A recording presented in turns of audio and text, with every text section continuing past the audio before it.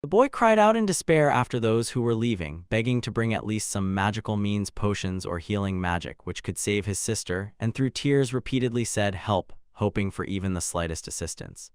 One of those who heard the young man's plea stopped and thoughtfully said that magic is an ancient art capable of changing the very essence of the universe, and added that if the young man wants to grasp this knowledge, they are ready to pass on to him the full depth of their mastery and experience.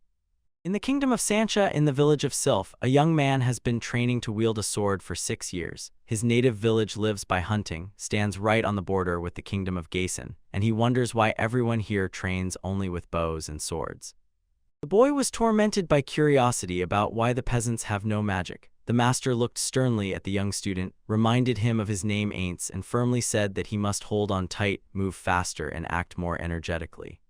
Then the man suggested that perhaps this student lacked the natural talent to wield weapons, or that he did not have the burning desire and inner motivation to devote himself to the art of combat. Suddenly, Aints decided to show the teacher something unusual. A tiny spark or a thin stream of water appeared right in his palm, and the trainer disdainfully replied that magic is completely useless in battle, and asked in surprise why he was so interested in it. The trainer decided to resume training today and arrange a sparring match. He ordered Rozitz and begged to prepare for battle. The boys took a fighting stance, assuming the correct position. The tension grew, the athletes were determined. As soon as the fight began, the spectators held their breath and watched with admiration the skill of the senior students, feeling all the power and precision of their strikes.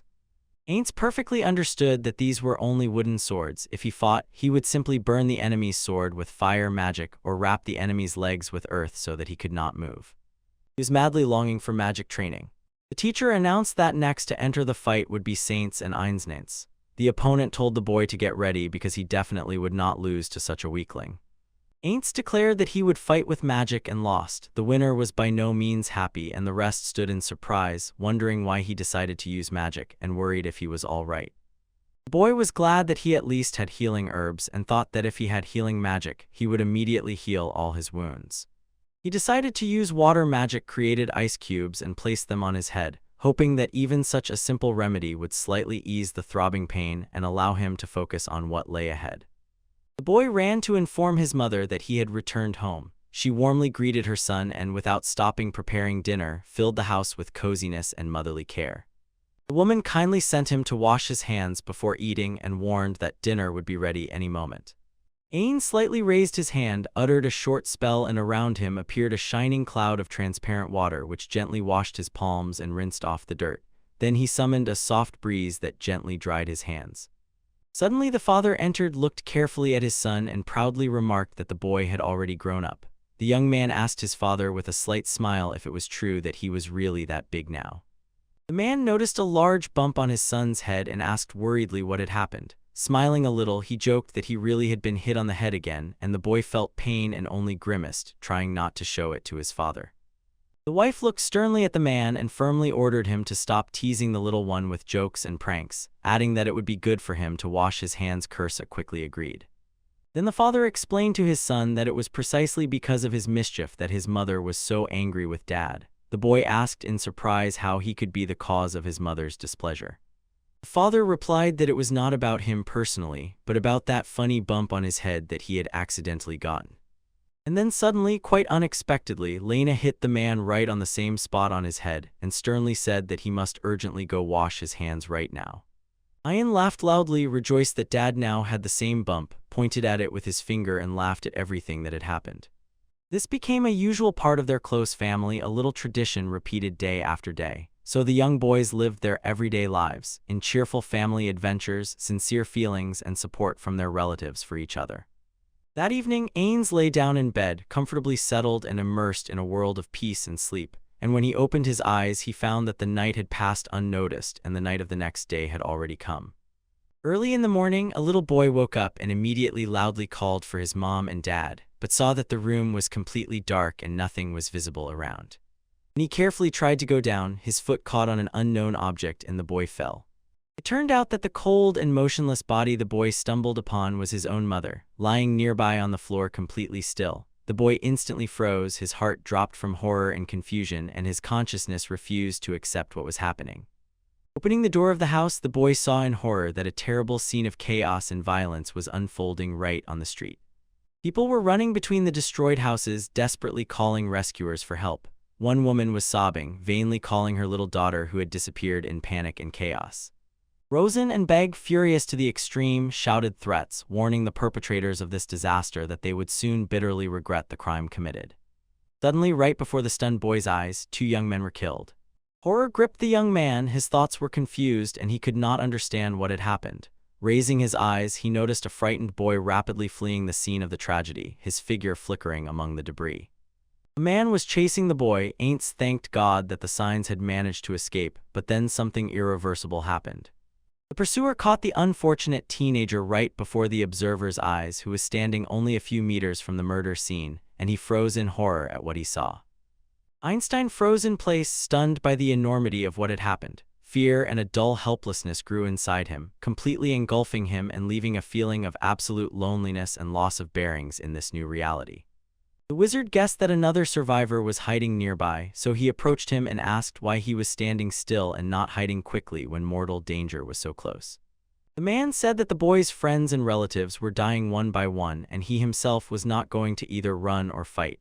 It seemed to him that the child would not ask for mercy either, so he decided that he had simply accepted his fate. The wizard noticed that all the dead were trying to fight, and wondered why the man standing before him did not want to do the same.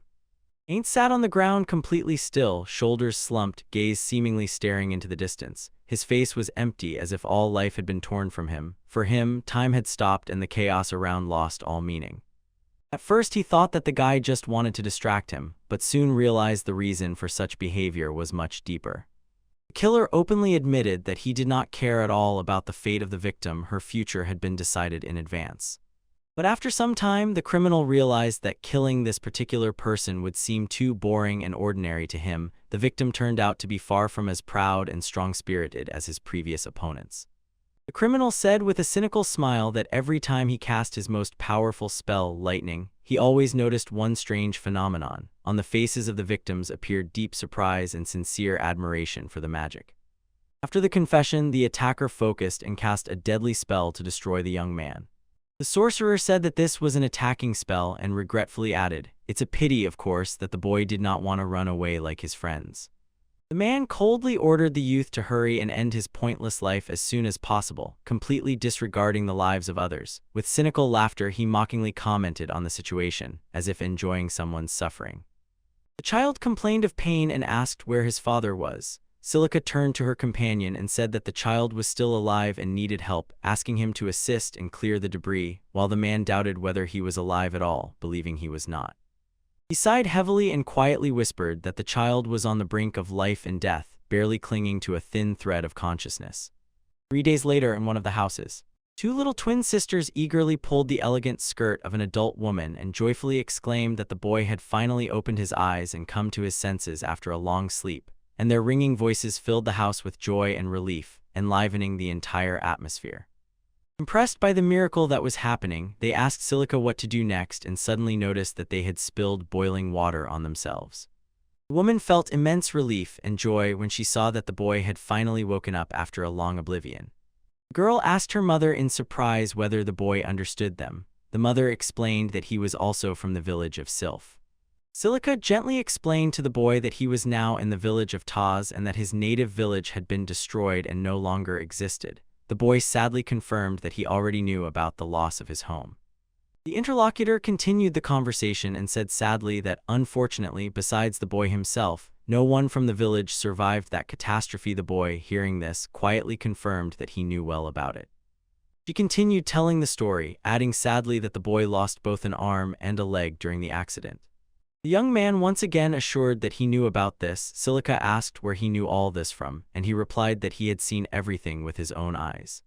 The boy persistently repeated that he had seen absolutely everything, but now he could not see anything with his right eye at all. The woman suggested that it would be better to leave him alone. The daughter agreed and asked his name, and he replied that his name was Eins. The girl pronounced this beautiful name and said that her name was Silica and this was her mother, Coria. She decided to bring him breakfast and asked him to wait a little.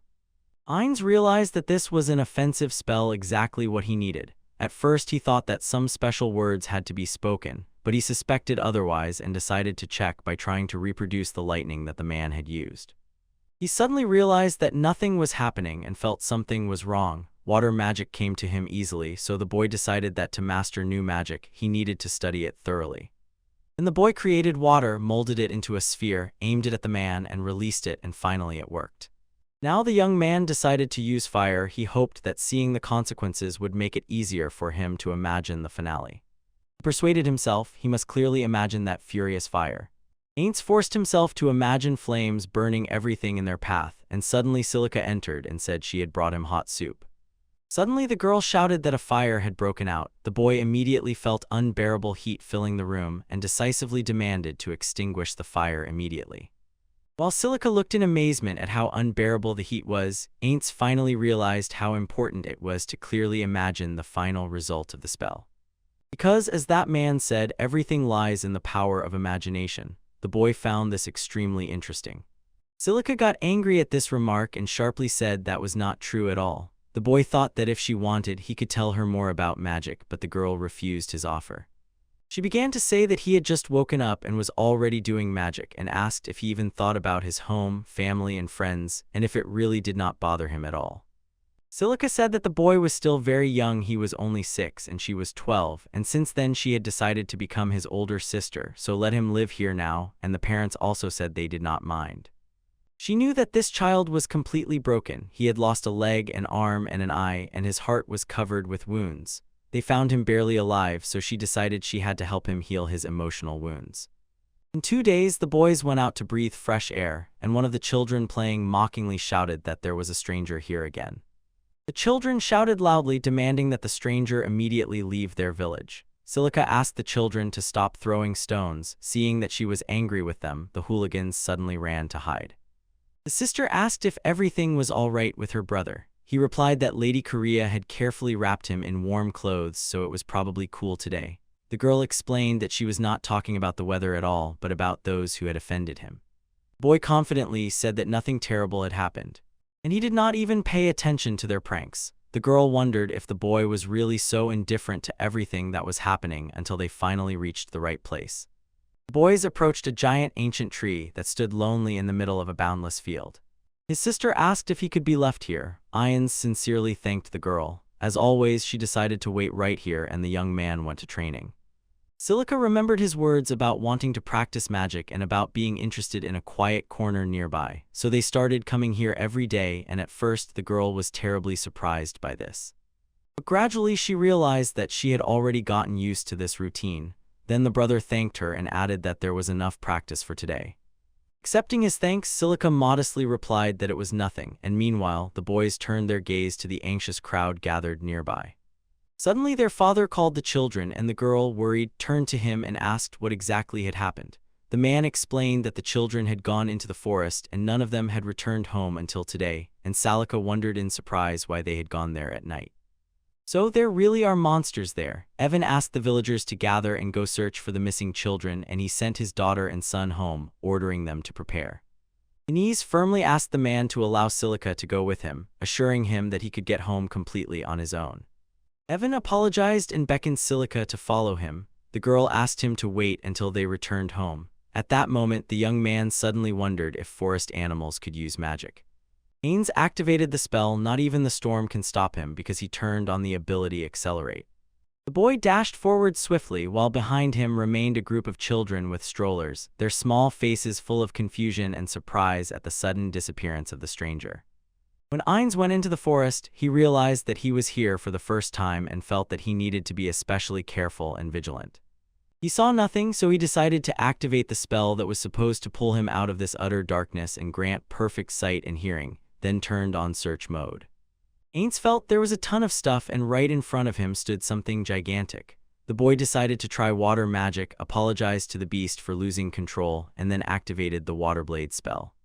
The enemy was terribly enraged and continued to growl loudly, outraged by such impudence. The father begged his daughter, "Quickly deal with the monster, I can no longer hold it back." The man added that even the two of them together found it extremely difficult to fight.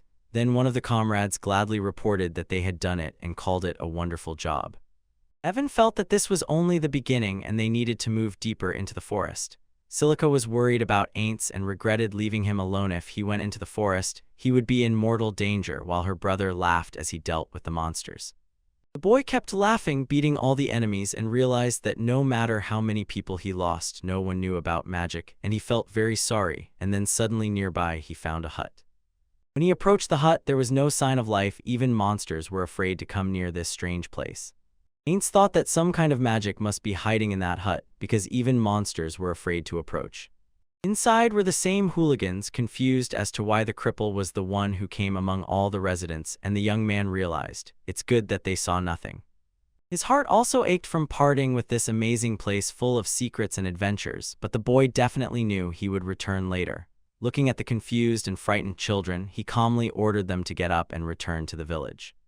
They said the forest was teeming with monsters, and did he really believe they could escape from them? Aints calmly said he had already risked his life to find them and ordered them to go back. The little children thought it was a joke and that the savior had completely lost his mind, but when they saw the monsters they got scared, decided it was the end, started screaming and warning him about the danger, shouting that now everyone would die because of him, and the young man sharply asked them to be quiet immediately. Aints decisively cast the powerful spell Ice Hell, directing icy streams of energy straight at the fierce beast. It instantly became covered in ice and turned into a motionless statue covered with ice crystals. The children froze in complete amazement, with wide-open eyes and mouths, looking at the sparkling icy shell around them. They could not understand where this cold wall came from, as if from nowhere, and why the whole space suddenly filled with ice.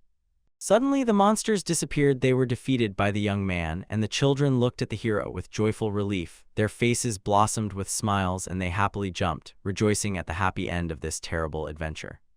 Evan joyfully patted his son on the head, and his sister, worried, slapped the boy for such a dangerous stunt. The villagers warmly embraced, sincerely glad for the rescue, and then lined up before their savior. The children were delighted that he saved their lives. Now everyone clearly realized how great the danger was, and repenting, apologized for their previous rudeness and distrust towards him. Other villagers also approached the young man and bowed their heads in shame, admitted their mistake, and apologized for previously despising him, considering him a weak and worthless stranger who could not protect either himself or others. Aints told them that there was no need to apologize to him at all. He said that even today he went into the forest to study magic, not to save anyone, so thanks and apologies were unnecessary because he himself chose this path. The sister called him a real good guy because with just one word he could make everyone sincerely feel guilty, while the boy himself stood a little confused and did not understand at all what it was about. The girl was stunned. She had no idea how caring he was. Her brother called it a lie. Silica asked him not to be shy. She saw everything with her own eyes. Evan was glad. People calmed down a bit and no one would tease him anymore.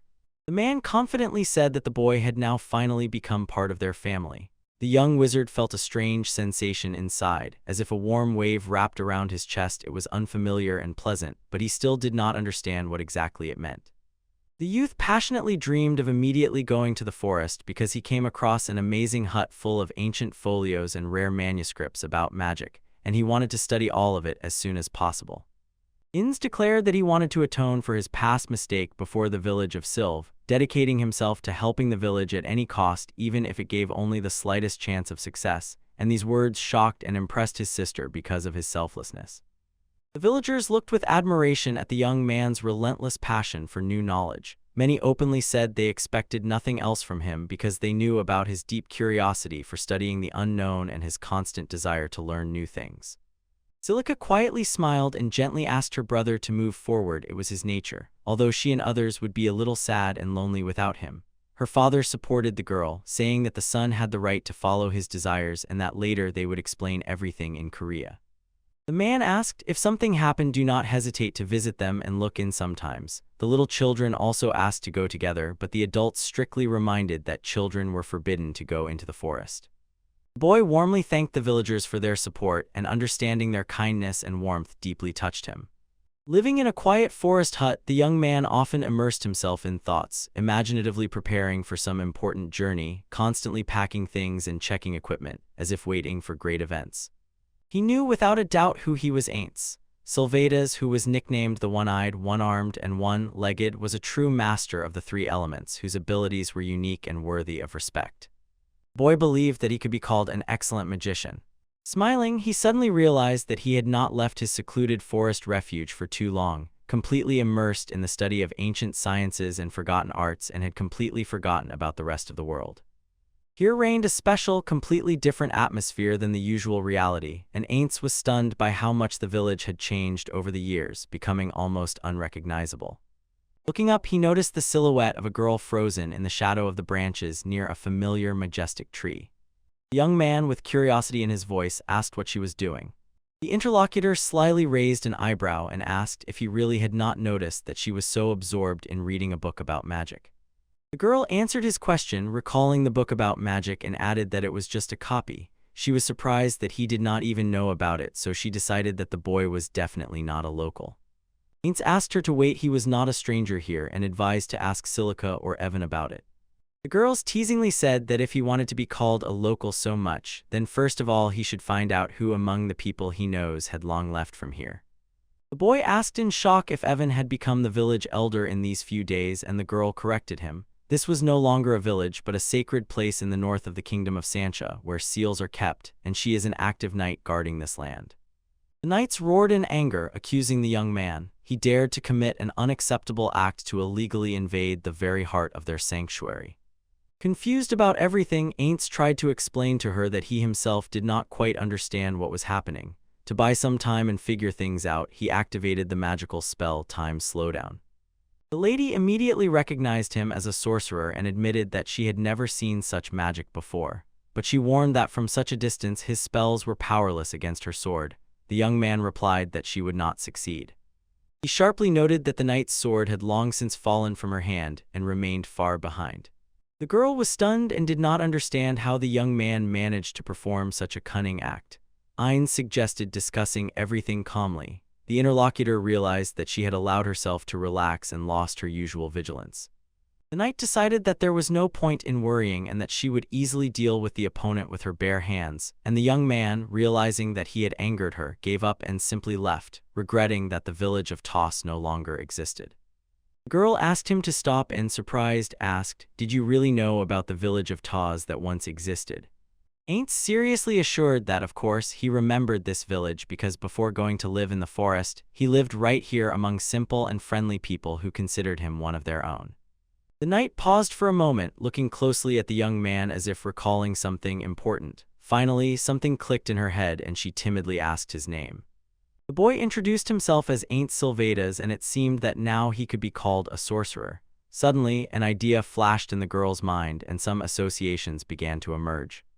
The boy anxiously asked if she was all right, and she, blushing slightly, briefly replied that she felt fine. The knight called the gentleman to follow her. He refused, explaining that the lady had recently tried to kill him, so it was unclear why he should trust her again. The girl sincerely apologized and emphasized that the conversation that was to take place was extremely important. She introduced herself as Sophia, said that she was from the Sacred Order of the Silver Knights of the city of Ain, and asked him to follow her. He needed to meet with the commander, but the boy refused, fearing that she would get angry again and attack him. The knight asked him to stop, whispered that it was just a simple misunderstanding, and assured him that she did not intend to deceive him, but the boy stubbornly refused, so she promised that he would be fed for free. Knees froze with surprise. There were things in the city he had never seen before. The boy whom Sophia was pulling by the collar asked her to wait and let him look around. It was so interesting here, but the girl replied that she would show him everything later, and now they urgently needed to go to the commander. The young man was eagerly waiting for this, imagining a delicious breakfast that would definitely be prepared just for him, and the very thought of a hearty meal warmed his soul. The youth could not get enough what huge buildings and gates there were here, and the knightess persistently urged him to follow her. When passers-by began to look at him, he became embarrassed and blushed. Sophia calmed him down, said everything was fine, and they entered the commander's office. The man tensely turned to the girl and asked what had happened. Noticing the boy nearby, he immediately began calling someone, probably wanting to quickly report the unexpected guest. The man joyfully ordered Ghazi to bring him the best red wine, exclaiming that it seemed Sophia had finally found herself a fiancé, and the girl quickly explained to the chief that it was all rather a misunderstanding. The man advised her not to be so shy. It seemed that love was already being born in her heart. The knight objected, decisively saying that it was quite the opposite and she would never bring her lover here. The leader admitted his mistake and asked in surprise who this strange guest was. The subordinate explained that he would have to do something first. Sophia asked him to prepare a luxurious breakfast for the guest, especially taking care of exquisite desserts and aromatic freshly brewed coffee to make an impression of exceptional hospitality. Ains confessed that he really loved coffee. The knight rejoiced at this confession, and the commander was frankly puzzled and did not know how to understand these words. Seeing the generous delicacy on the table, the guest smiled and warmly whispered to himself, "Bon appetit." And he savored every piece of the dish and admired the skill of the cooks. Sophia described the circumstances of the case in detail, telling about the meeting with a young man near the tree and about his role in preserving the village. The commander listened carefully to her story, after which he made a decision. The girl honestly admitted that she had no concrete evidence of the truthfulness of her words. The chief reassured her the absence of material evidence is not a problem and promised to personally thoroughly verify the truthfulness of the received information. The man slowly pushed aside the massive oak table, and a heavy metal hatch appeared from underneath it. Confirming the assumption of his subordinate, the leader showed them a book titled The Beginning. The book The Beginning describes events from 2,000 years ago, telling the story of a mage named Aints. It radiates such powerful magical energy that only a few can read it, and this very book became the basis for the creation of the city of Aints and the Sacred Order of the Silver Knights. He considered carrying such an artifact with him a sin. Then the leader strictly ordered Sophia to keep silent about everything she saw and heard, and not to reveal the secret to outsiders. The girl agreed to remain silent and keep the entrusted secrets. Nese asked carefully and cautiously if he was familiar with that famous book. The boy answered no, but curiosity awakened in him what could be inside. And he asked if he could read the book. The leader quietly added that of course he could read it and asked to be careful. For an ordinary person it is already difficult to even hold such a book in their hands, after which he handed it over. Suddenly, having finished reading the book, the young man realized something and shockingly understood that he was fine, although he could barely turn the pages. It turned out that it was the ancient diary of Aints. Others hearing this froze in amazement, their eyes wide open. The boy continued that he had recorded everything that could help the villagers here, but abandoned this idea and added that, if you look closely, the beginning of the inscription was written by Silica, and this awakened memories in him. He pointed to the entry and said that his name was clearly written right there. The commander continued to look at him with bewilderment, his gaze frozen in silent question. He explained it was written Aints Silvetas, meaning the guest turned out to be the same great wizard who founded their order, and asked if his name was really Aints. The man replied yes, but added that the name was recorded slightly incorrectly. The young man added that the correct answer was Ian Silvetas. His surname was a combination of the name of his native village Silv and the village Taz where they took care of him, and then he noticed her mistake in the writing and decided to correct it. Suddenly, Sophia fell to her knees and shouted that she dedicated her body and sword to Lord Aints and was ready to sacrifice her life for him. The knight begged him to accept her oath. He asked him to stop this, and the commander simply froze in shock.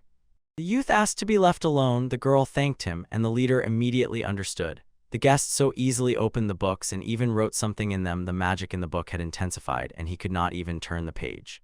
The man had no doubt he was the owner of this book. He instantly realized this man was undoubtedly the legendary wizard, white-haired Aints, who survived in the forest for 2,000 years. But he was deeply troubled by the guest's statement that he had been in the forest for only a few years. Cautiously, he inquired why the great wizard suddenly decided to leave his solitary refuge among the trees and abandon the quiet life of a forest dweller. Ian smiled quietly and explained that something quite usual had happened in the forest. He simply stayed there longer, captivated by the study of magic. The boy answered the leader's surprised question about being stuck, explaining that he misunderstood everything. He was just absorbed in reading books about magic. Then he returned the book and thanked for the delicious food, and the man modestly replied that there was no need to thank. The young man added that he had broken free from the forest to travel a bit, and asked to be told where Evan and Silka were. The leader was in despair, not knowing how to explain to the guests that Mr. Evan and Saint Silka had left their world 2,000 years ago, and painfully hesitated about what to do next. The commander decided to change the subject and asked if he needed anything. They would prepare everything for him. Ian smiled warmly and thanked them, saying that it was indeed time to move on, but a spark of curiosity flickered in his eyes. He wanted to know where to step next. Sophia suddenly suggested, "Why don't we set out for the kingdom of Kirk? There is a great academy of magic there," but the gentleman did not understand which kingdom he was talking about. The girl enthusiastically explained that the most talented wizards gathered there to improve their magical skills. The boy called the Academy of Magic a wonderful place and realized that he should have gone there from the very beginning, while the knight did not believe he could learn anything there. The leader approached the young wizard and asked for permission to prepare everything for the upcoming journey. He introduced the girl Sophia as the guide, assuring that she would show him everything. Sophia, shining with happiness and pride, confirmed that she was ready to serve her new hero. The commander added that it was precisely thanks to this book that they had achieved such success, both their wealth and the magicians themselves, and he was sure that the knight would be useful to him. Heinz drew a conclusion and sincerely thanked for the help. Sophia's eyes sparkled with anticipation of the journey. She literally burst out, repeating over and over that she could no longer wait. The wizard realized that magic had been developing all this time and had made huge strides forward in culture as well. This intrigued him incredibly. The boys decisively moved forward, stepping into the unknown through boundless spaces. It was time for Ainu to address Sophia. He recalled her stories about the kingdom of Kirk, which impressed with its uniqueness and diversity, and his words were filled with sincere curiosity and a desire to learn more. The girl answered affirmatively that this was exactly why they were called the Silver Knights, and pride sounded in her voice for being part of such a glorious order. She explained that the Silver Knights were warriors who possessed magic. They were highly valued during monster hunts or when resolving conflicts with other countries, and all thanks to the white-haired Ain't Sai-sama. The boy could not believe his ears and cautiously asked the girl once again what the gentleman's name was. The young hero looked attentively at his interlocutor, curiosity shining in his eyes. With an uncertain but interested voice, he asked who this famous historical figure was, whose name sounded so unfamiliar and important. The girl noticeably tensed from surprise, her lips parted slightly, her eyebrows rose complete astonishment. She froze for a few seconds, trying to comprehend the question posed. Sophia recalled he was the greatest wizard, who was also called the god among mages. Ian called him an amazing person, and the girl wondered why he did not understand that they were talking about him, and the commander asked her to keep it a secret. The gentleman wanted to meet him and was sure that he would teach him new magic, but the knight said that it would not work because that was he himself. The boy thought that she wanted to say that he was not worthy of meeting him, that she had real problems again, and that now she did not love him again. The knight suddenly felt she needed to change the subject and address him. She had long wanted to ask something, and Ainz did not understand why he could not meet the great sorcerer. Sophia looked at her companion with sincere curiosity and blurted out the question that tormented her mind. If he was a real wizard, why did he need a sword at all when fencing did not seem to be his skill? The girl spoke aloud, thinking, if the owner of the most powerful magic carries a weapon, does that not mean that the sword is special too? Her inquisitive mind sought answers, imagining possible secrets and mysterious artifacts hidden in the blade. The friend laughed friendly, throwing his head back, and replied, "Why not?" with a voice barely touched by irony mixed with pleasure from the amusing game of questions and guessing, and a bright smile lit up his face, making it especially warm and attractive. He held his breath for a moment and gathered his thoughts, then, filled with special inspiration, continued. The movements of the sword were like real magic because they were closely intertwined. Sophia shyly suggested that the movements of the sword were magic, and the young man agreed, but jokingly added that in reality she saw a very ordinary sword, not enchanted at all. Suddenly the silence was broken by a terrible, low roar that rolled through the forest. The sound was so powerful and threatening that the hair on the back of the neck instantly stood on end. The travelers' hearts pounded wildly, and the blood in their veins pulsed, sending an alarming signal to every organ of the body. The knight noticed that it was an armored grizzly, and a huge one at that, so she asked the gentleman to stay behind, promising to distract the beast herself so he could attack with magic, and the man calmed her, asking not to worry. The young man confidently declared that he would be a worthy opponent for the terrible monster that scattered its terrible roars along the edge of the forest. His voice was firm and resolute, and his eyes shone with anticipation of the battle. Sophia desperately shouted that with such cheap weapons the enemy could not be defeated. Fear burst into her voice and was reflected in her frightened eyes. A huge grizzly bear in armor charged into attack, the ground shaking under the weight of its steps, while the young hero remained completely calm, stoically enduring the pressure of the approaching threat. He suddenly spoke in a quiet voice, as if captivated by a philosophical conversation. His gaze fixed on her, his eyes sparkling with a sly smile, and out of curiosity he asked a strange question. What in her opinion concerns exclusively food? With a barely noticeable movement of his fingers, the youth awakened a powerful spell. The bear soared into the air like a feather blown by a gust of wind. Its giant body smoothly glided above the treetops. Mighty muscles tensed one last time, then relaxed, yielding to the power of the spell. Sophia froze without movement, her eyes wide open as if she had seen a true miracle. What unfolded before her went beyond ordinary reality, and a mixture of awe and fear made her shudder slightly as she realized the scale of what had happened. Ainz realized that she was using magic to strengthen the body and sword. He cast a similar spell and shot energy from the tip of his prosthesis, adding that this, of course, was not true full-fledged magic or sorcery, but merely simple mana manipulation. The youth was in Shokai's amazement knew no bounds when he saw that the monster somehow survived his attack. The pause that followed gave time to think. Sophia was the first to break the silence, saying that the wounded monster had become even angrier and more aggressive, and her interlocutor only remarked that sometimes nothing can be done. Driven mad by pain and rage, the armored bear let out a terrifying roar that shattered the silence of the forest. Its giant body instantly transformed into a solid mass of muscles and claws, rushing to destroy any obstacle. Deciding to combine martial arts with magic, Ainz chose a tactic based on the principles of fencing and, moving gracefully, activated a special spell, Shadow Actor. With one swift and precise strike of the blades, the bear's head flew off its body. The strike shook the ground, and a dull rumble spread across the outskirts. The steel shine of the swords dimmed. The monster fell to the ground like a huge statue that had lost its support. Sophia looked at the battlefield with wide-open eyes. Shock and admiration were evident on her face. She had never before seen such a level of skill and technique in weapon handling. Ainz explained that to use such a spell, one must at least have basic swordsmanship, otherwise it would not work. One of the blades suddenly cracked and broke exactly in half right in the boy's hand. The reaction was instantaneous. The boy froze, his eyes widened in surprise. He assumed that the weapon would not withstand the load and urgently needed a replacement, while Sophia watched in amazement as he simply threw away the broken sword, something quite uncharacteristic for a true swordsman.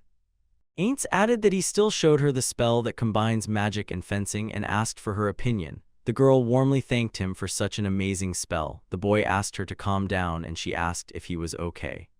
Suddenly another girl rushed to help and explained that she had heard the roar of the armored grizzly, but apparently arrived too late. When she saw the huge body of the monster on the ground, she froze as if she had become a stone statue, and the shock from what she saw gradually melted away, replaced by deep relief. Ainz realized that Sophia's reaction confused him and he did not notice the arrival of the rescuer, so he replied that they had defeated the monster, but his sword broke. Nearby sat a charming girl examining the huge bear's body covered with a thick layer of fur and skin, and genuine admiration for the strength and thickness of this covering was reflected in her eyes. She exclaimed with delight, assuming that the sword that could pierce the armor of the armored grizzly was undoubtedly of high quality and skillfully made. Ainz smiled and admitted that this was the cheapest sword, more for children in training than for experienced fighters, and this confession stunned the girls. One gaped, searching in vain for words to express surprise, and the other simply gasped, not understanding if it was true. The rescuer, with a mixture of amazement and jest, asked if they had defeated the grizzly with the toy sword, and looking anxiously at the boy, added that something was wrong with him. His arm and leg looked strange. Ainz asked her to wait, assured that he did not look suspicious at all, and asked his companion if it was true. Sophia said she did not even know, and the young man emphasized that now was not the time for sarcasm. The rescuer decided to accept the situation because deep down he understood that such a charming and open boy could not be a dangerous criminal. And having said this, she added that it was time for her to go about her business. Her voice was soft but firm, clearly indicating that her arrival had a purpose and it was time to move on. Inez called it a good decision and, turning to Sophia, said that it was time for them to go as well. The girl asked her master what to do with the grizzly. The knight suggested that materials for excellent armor could be obtained from the slain bear. It would be a pity to just leave the trophies. The young man agreed with her. Having made the decision, he confidently approached the huge grizzly carcass, feeling pleasant satisfaction the mission was accomplished. A sincere smile blossomed on his face, his eyes ignited with the inner fire of success, and without hesitation he waved his hand, summoning a magical portal to transport his prize. The huge bear's body suddenly dissolved into the air and was absorbed into the young man's palm, and the incredible scene made his companion freeze and place her eyes wide open. The rescuer could not understand where he suddenly disappeared to. Ainz added that he had put him into his spatial storage. The girl exclaimed in surprise that he had his own space and shouted that he was really that rich. The gentleman replied that he did it himself and that he was a true pauper. She was shocked he had created this space himself. Suddenly, the girl realized he was a real wizard. Aints calmly confirmed her guess, slightly smiling at the corners of his lips. Suddenly, the savior's face flushed like the flame of a candle from a sudden realization, and her cheeks burned with warmth, revealing inner excitement and confusion. She could not believe that she had met a wizard in such a place, and the boy had a bad premonition and asked her to help quickly. The girl introduced herself Rieka Brandy from the house of Duke Brandy. In fact, she was currently searching for a band of robbers. Sophia did not understand how knights could lose to bandits. They could easily defeat them. Rake noticed that among the enemies there was a very strong opponent, so she went to seek reinforcements. The young man added that they were actually rushing madly to get to the kingdom of Kirk. The knight asked who that bandit was and heard in response that it was a sorcerer. The boy pondered, and suddenly this interested him greatly. Rieka explained that she herself had magical abilities, but the enemy cast spells she had never encountered before. Suddenly the youth froze as if he heard the call of a distant inner voice. Thoughts flashed through his mind and turned light carefreeness into heavy contemplation. The former friendly smile disappeared without a trace, replaced by a stern look full of anxiety and hidden worry. He turned to Sophia and that girl. Meeting his gaze, she instantly understood his intentions and said she would follow him anywhere. Rieka rejoiced. This meant they would help her in the battle with the bandits. The youth proudly named himself Ines and insisted on being shown where the treacherous wizard was hiding. His voice ringing with iron determination. Readiness for battle was palpable. They set off on the road, and suddenly Rieka realized that her companion was Sophia, one of the famous Silver Knights. The girl confirmed this, and another thought how incredibly lucky she was to meet them. Ines asked if she was really that famous and received confirmation. Rieka explained that she was a knight who guards the sacred lands of the great wizard Ines, and added that she was simply an incredible person with a wonderful character. Sophia realized she could no longer remain silent and wanted to tell everyone that Ines was indeed the great wizard. Suddenly the assistant froze, frightened as if she caught a faint, barely audible sound. The group involuntarily stopped, listening to the surrounding sounds. The whisper of the forest slowly died down, retreating before another, more alarming sound. The boys listened more attentively. Their faces darkened, and their eyes narrowed with tension, and it was clear that the source of the noise was very close. The boy looked at Rieka with interest and, trying to remain calm, asked what kind of magic the sorcerer used. Curiosity tinged with anxiety sounded in his voice. The information about the enemy was the key to the attack plan. The girl said she most often saw magical spheres of various elements, but the real trouble was a strange spell that took away her voice and dimmed her sight. She added that if this spell hit them, their movements would freeze. They would be unable to fight, move, or use magic. It was truly terrifying. Sophia's heart sank at the horrible thought that she might freeze and remain completely defenseless. Cold sweat appeared on her forehead, her palms became moist, her breath caught in her throat, and in her imagination she already saw herself as a frozen statue, powerless and helpless before deadly danger. Ines frowned, feeling the seriousness of the situation. For the first time he encountered such magical technique, and he was overwhelmed by uncertainty and anxiety. Loss of control over body and speech could turn into a disaster in battle. Rieka asked if he had healing magic. The boy said he had not yet fully mastered it, but had already learned a few techniques, and the interlocutor was glad to hear this news. The girl anxiously reported that the supplies of healing potion were almost exhausted, and injuries were becoming more frequent. Looking at her companions, she held her breath in genuine shock. Ines was filled with seriousness on the eve of the battle with the unknown. The same stern, frightening expression froze again on Sophia's face. The team turned around and saw a boy calling for someone to come to his aid. His voice trembled with fear and despair as he shouted loudly, begging to save his little sister. Tears rolled down the child's cheeks, leaving a trace of pure hope for the rescue of a loved one. Before the team lay a sad sight. The little girl was covered with deep bleeding wounds, her clothes torn and dirty, and her skin pale and in places burned. Rieka noticed that the wound was too deep, and her heart tightened. She did not know if healing potion would help in such a situation. She suggested that healing magic could help, but she had to conserve her strength for the fight with the sorcerer. His brother asked to be taught healing magic, but Aints replied that it was impossible because the boy had no magical abilities at all. But he added that this did not mean he would turn away from him. The wizard finally made an important decision to pass on to the boy all the necessary knowledge he had gathered over years of persistent research and practice. The young man sincerely thanked him, and Aints ordered the team to move forward, handed them healing potions he had prepared himself, and added that he would catch up with them soon. Besides, he relied on Sophia, and the girl was happy. She felt pleased by such trust and participation in a common cause. "I will not let my master down," shouted the knightess and ordered Reika to move forward, but Reika asked to wait to understand what was happening. Ainz suggested starting the training. The boy asked to confirm whether the interlocutor was a wizard. He replied that formally no, but he knew a bit of magic and sometimes dabbled in it for fun.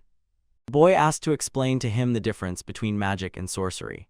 Ian explained simply, "Magic is changing the laws of nature using magical energy, that is its essence. It is important to have a lot of mana. The more you have from birth, the stronger the sorcerer will become," and the boy had almost none. But he did not stop. He continued the explanation and assured that sorcery is interference with the laws of the universe when external, unnatural forces that do not belong to this world are used. Teacher said that such results require a will stronger than steel. Master sternly warned, sorcery demands paying too high a price. The boy asked if it was an exchange. Heinz replied that yes, the assumptions were correct and the boy must pay him. The wizard continued that if he has no magical potential and his sister's life hangs by a thread, then for help he wants something in return, and asked his name, to which the boy replied that his name was Rit. The teacher smiled gently upon hearing the boy's name and called it beautiful and sonorous. He himself called himself Ians Silvetus and said he would give him his knowledge of magic. And he cast the miracle spell of the right hand. Rit watched what was happening with surprise and slight admiration. Sophia smelled blood sharp and unpleasant, causing her discomfort and anxiety. She promised that she would deal with the sorcerer and Lady Reika would take care of the wounded. The girl agreed.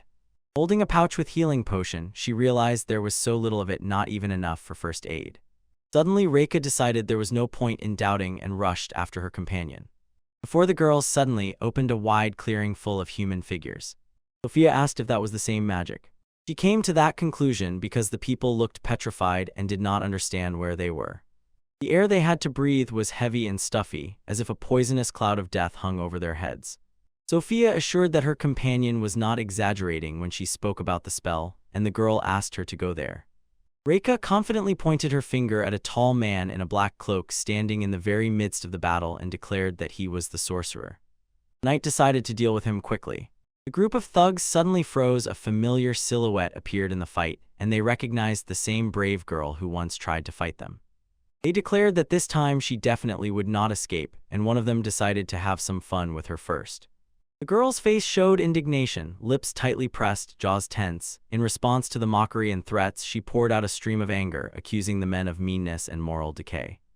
The knight instantly cut off the heads of 2 bandits, ending their criminal lives with one swift stroke of the blade. Reika said that her companion was incredible, a fencing master whose strikes were graceful and deadly, and movements full of strength and precision. The girl asked her friend to take care of the wounded, insisting urgently that help was needed immediately. The victims were suffering and action was required at once. Reika agreed and decisively headed to where the moans of the injured were heard. She thoughtfully noticed how easily the bandits were defeated, and wondered with surprise why the powerful wizard had not come to help his own. The sorcerer even raised an eyebrow in surprise, looked at the unusual appearance of the knight, and said that his name was Corbury. The man added that he simply hated swordsmen. Then he activated the spell of the fiery spear. Magical spears instantly rushed forward, rapidly approaching the girl, ready to pierce her body with dazzling flashes of flame. Sophia swiftly deflected the attack and threw the magical spears away. A victorious smile instantly appeared on Nachai's face, his eyes sparkling with confidence and pride in his swordsmanship. Suddenly, Corbury realized he was dealing with true anti-magic, and an unexpected chill ran through him. Sophia mockingly asked if that was the limit of that wizard's abilities. The knight asked the enemy to attack her, while Reika carried potions to the wounded and asked them to endure a little longer. People thanked her, but something surprised Reika.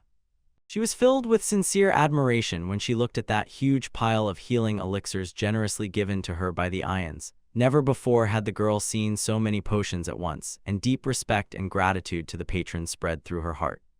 Reika wondered if there was extra space in the bag and considered it a true treasure. The girl also wondered who this mysterious young man was. Warriors curiously asked what kind of potion it was. They continued sharing impressions and assured everyone that the wounds disappeared without a trace and the warriors were completely healthy, and genuine surprise was read on their faces as if they had witnessed a true miracle. Reika suddenly realized these were unusual potions of the highest quality, and she could not believe it because Ainz said he had prepared them himself, after which she ordered the guys to go into battle. Corbury focused and activated the most powerful silent magic. The air around sparkled with energy, preparing to deliver a devastating strike of invisible force, and the magical tension grew, creating a sense of inevitable catastrophe. Activated the spell Fire Spears and sent an avalanche of shining arrows at Sophia, flying towards her at deadly speed. Each arrow carried the destructive power of fire and threatened to turn the brave girl to ashes. She said that nothing would come of it even if the number of spears increased, the result would not change, and added that it was pointless.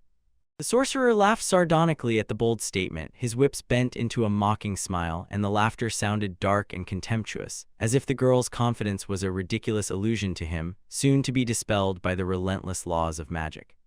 The man threw words at her with mocking irony, calling her a young, impudent girl. Sophia resolutely denied this and added that she was a member of the Order of Silver Knights. Corbury said he did not expect to meet a real knight here, called her an immortal witch, and emphasized that she had given him a fake and he, naive, believed it. The knight asked if the enemy really belonged to the eternal Skycult, and the man confirmed her suspicion, asking to look at their magic, and adding that they themselves inherited it from the gray-haired Ainz. And then the sorcerer activated the spell. The alchemist turns sand into gold, all white will be replaced by black, darkness will engulf all light. Sophia realized that this spell was unfamiliar to her, and decided she must stop him before he finished what he started. Without wasting time, the man cast a powerful spell No Movement. The girl's legs instantly buckled, her knees trembled as if made of cotton, and her heart suddenly beat faster from fear and weakness. Sophia froze in place, eyes wide open in shock, face pale, breathing quickened, and thoughts raced, trying to understand what was happening. She strained all her strength to stay on her feet and not fall, driving away the sudden panic that overwhelmed her. Corbury calmly whispered the spell without rising, and suddenly a dense energy barrier appeared, firmly pressing the bodies to the ground. Sophia was completely bewildered and could not understand what exactly had happened. Her body was like stone, it did not obey the brain's commands. An unknown force clenched every muscle, preventing movement and filling her with a feeling of helplessness and anxiety. The sorcerer activated the spell, forbade fighting with the sword, and added that this was the end. And then a terrible curse sounded fiery spears. Dozens of scorching projectiles instantly rushed forward, piercing the fragile body of the girl with hundreds of painful stabs. The man demanded that the knight remember his place, showed where his power ended, and humbly acknowledged his superiority. Suddenly a battle cry rang out, and as if sent by fate, Reika appeared nearby along with a squad of loyal warriors. Corbury stood stunned and looked at the surviving soldiers, not believing that even after the most terrible wounds, the army could still fight. Reika shouted to the assistant, "Quickly drink the healing potion you need to restore your strength, otherwise the next attack will be deadly." Sophia convulsively grabbed the offered vial, quickly unscrewed the cap, and greedily swallowed the thick liquid. Barely tasting it, the magical potion instantly spread through her body, restoring lost strength and healing deep wounds. She could not believe her eyes. The deep wounds instantly healed, leaving only a slight trace. The skin became smooth again, the bleeding stopped, and the sharp tingling slowly receded, replaced by a pleasant warmth. Reika declared that Corbury's end had come. His dark deeds and crimes would end today, and he would no longer be able to harm anyone. The sorcerer stood bewildered, looking at the enemies with miraculously healed wounds, and distrust was written on his face. Where could so many healing potions have come from, and why had no one died despite numerous attacks? Reika decisively ordered the wizards, attack the enemy with magic, support the knights with protective spells, and then surround the opponent and block all retreat routes. Corbury considered the heroes' efforts pitiful attempts to gain an advantage. He cast a spell that wrapped our enemies from all sides. The warriors froze, they were gripped by icy horror, and they watched as the disaster unfolded. They clung to reason, desperately calling each other to stop, resisting magical compulsion, preserving the remnants of human consciousness and reminding themselves, "We are allies, standing shoulder to shoulder for a common goal and must overcome this curse." All creatures within the spell's range instantly turned into bloodthirsty monsters ready to destroy each other, and the world plunged into chaos and madness. Sophia called the enemy a heartless scoundrel who uses vile witch magic, sows hatred among friends, and destroys trust. Corbury carefully examined the enemy positions and gradually realized that the supplies of healing potions were almost gone. This worried him because every sip restored his spent strength and allowed him to return to battle again. He activated the spell Fire Spears. Ainz announced that right now he would pour knowledge into the boy's head, granting him access to all the necessary information. The wizard warned that the process of transferring knowledge would not be pleasant. It would be accompanied by unpleasant sensations, after which he gently asked Rit to endure. The boy's gaze radiated concentration and tension, but he bravely overcame the discomfort of preparing for the most difficult process of knowledge transfer for the sake of his sister. He decided to heroically endure this trial. Ainz decided to start the ritual. He took a deep breath and focused on the most important thing, and his calm, measured tone revealed inner confidence and readiness to do an important task. The boy felt unbearable pain, his face distorted with a grimace of suffering. Every cell of his body ached from the severe pressure, but he continued to endure stoically, clenching his fists and grinding his teeth, overcoming inner doubts and fears. Ainz reported that everything was ready and, not hiding his tension, asked if Rit knew what to do next. Slowly, as if overcoming invisible resistance, he opened his eyes. His gaze became clear and deep, reflecting acquired wisdom and inner harmony. The young mage focused, quietly whispering the formula of the ancient spell, Evil for Good. Energy began to gather around him. A silvery aura wrapped his body with shimmering threads of light. Ainz looked at what had happened with open surprise, shocked by the achieved result. Meanwhile, Rit carefully and respectfully approached his unconscious sister and gently tried to touch her hair. Carefully, as if afraid to disturb his sister's peace, he stretched out his hand and gently ran his finger over the soft skin of her cheek. Deep wounds all over the body healed amazingly quickly, as if the magic of the new teaching was absorbed into every cell. Within seconds, the damaged areas were covered with fresh pink skin. Rit joyfully said that he had succeeded, and now everything would be fine. Ainz realized that his student absorbed the surrounding mana to cast a spell and thanked him, calling it an original approach. The boy seemed to not understand at all what the wizard was talking about, was confused, and did not believe in his own strength. Suddenly the air around changed, filled with a vague, anxious hum. Red stood with wide-open eyes. His skin felt the complete stillness of the surrounding world. Movements stopped, sounds disappeared, the wind froze, and realizing that time literally stopped, the boy experienced a real shock, frightened by the unknown. A mysterious voice accused him. "You have violated the laws of the universe." He explained that from now on Ritz's fate was sealed, and he was forbidden to harm other beings. The boy froze in horror, and Ainz asked if he had seen a vision. The boy agreed and explained that he had already been told not to harm others, and the wizard strictly warned him. Remember, the wizard's oath carries great weight. It is a true responsibility for the promises made. So the wizard asked the student to remain silent and not tell anyone about what happened. The girls burned with rage. Magic tightly gripped them, not allowing them to take a single step. Their feet seemed rooted to the ground, their hands became motionless, and every attempt to break free ended in defeat. Corbury became completely bored, so he decided to stop playing. Sophia realized that the enemy often draws magic from magical stones. Understanding that the sorcerer's magical power was running out, she cautiously inquired about his stock of stones. Reika optimistically said that victory was almost in the bag, and instilled the team with faith in a quick success. Corbury disdainfully called the warriors fools if they thought they could win. He knew that although the advantage was temporary, the duel's outcome was already decided. The enemies would inevitably fall under the pressure of his power. Corbury decided to tell them something truly interesting. The girls looked at the page with wide-open eyes, completely puzzled and confused. Sophia instantly understood where this page had been torn from. Corbury explained that it was just one page, but it had been torn from the original book, and he was doing everything he could to get it. Sophia realized they were in deep trouble. The sorcerer said that now it was their turn to die, and he intensified his magic. And he activated several burning spears at once. Ainz apologized for being late. The girls were happy to see their master, and Corbury asked who he was and if he also wanted to die. He replied, "My name is Ainz, don't threaten me." The wizard considered this extremely rude.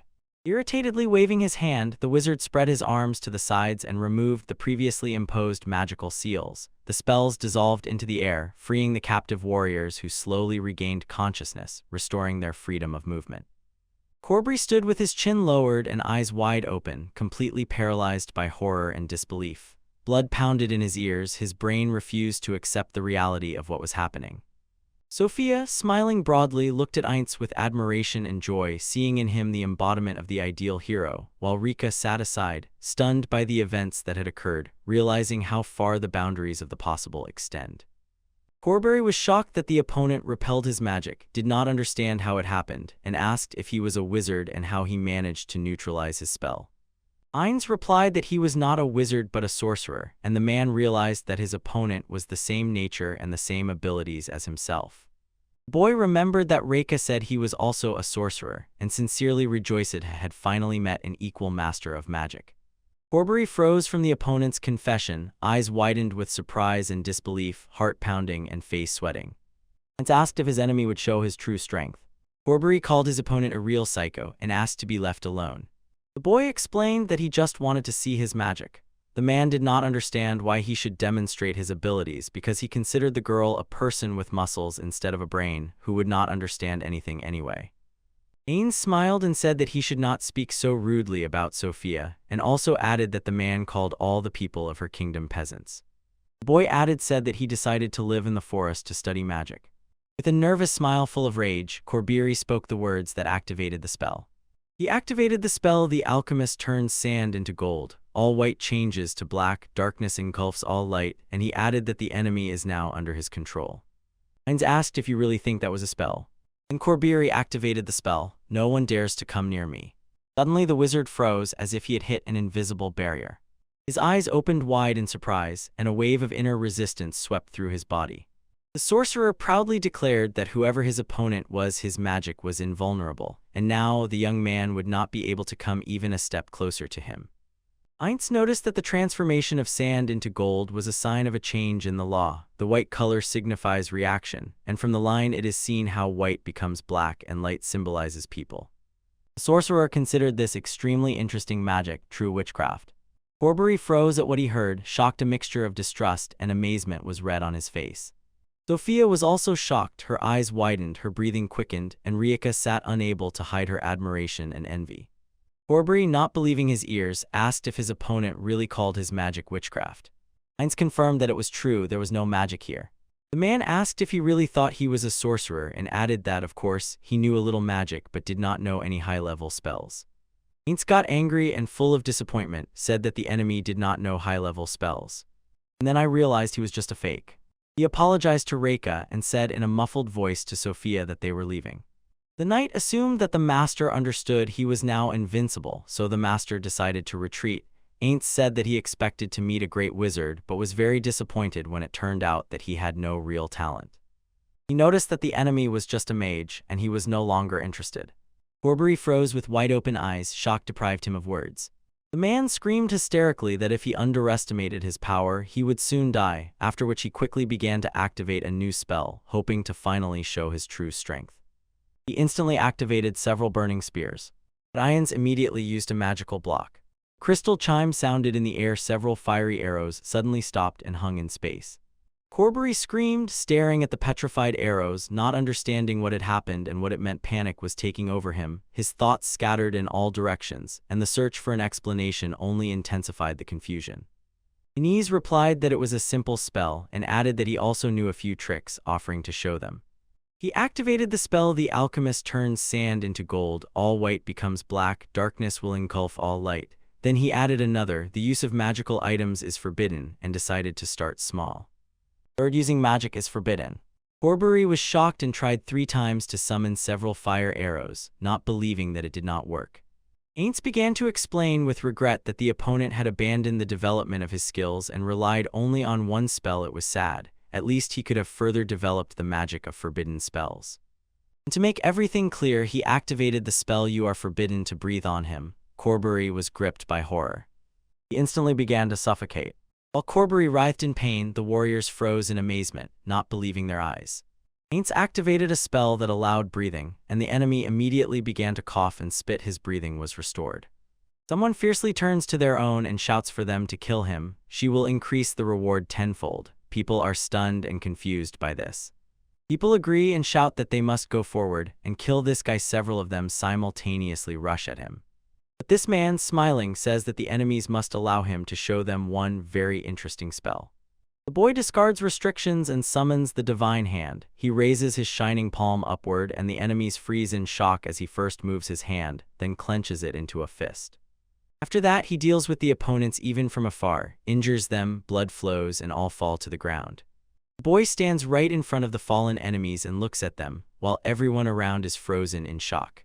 One of his enemies, gripped by horror, asks, "What kind of magic was that, and who is this boy anyway?"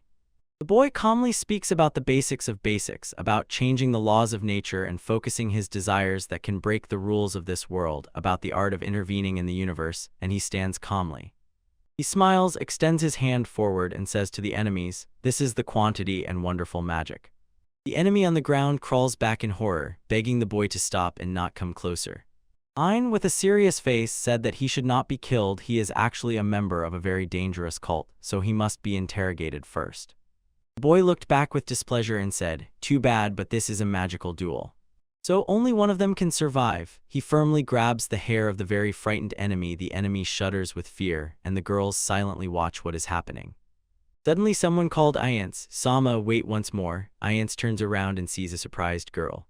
Next to her, another hand on the chest. She asks Ayance why he was not taken to the capital as a prisoner, since Lady Reika is from a very influential family and can help them get into the academy.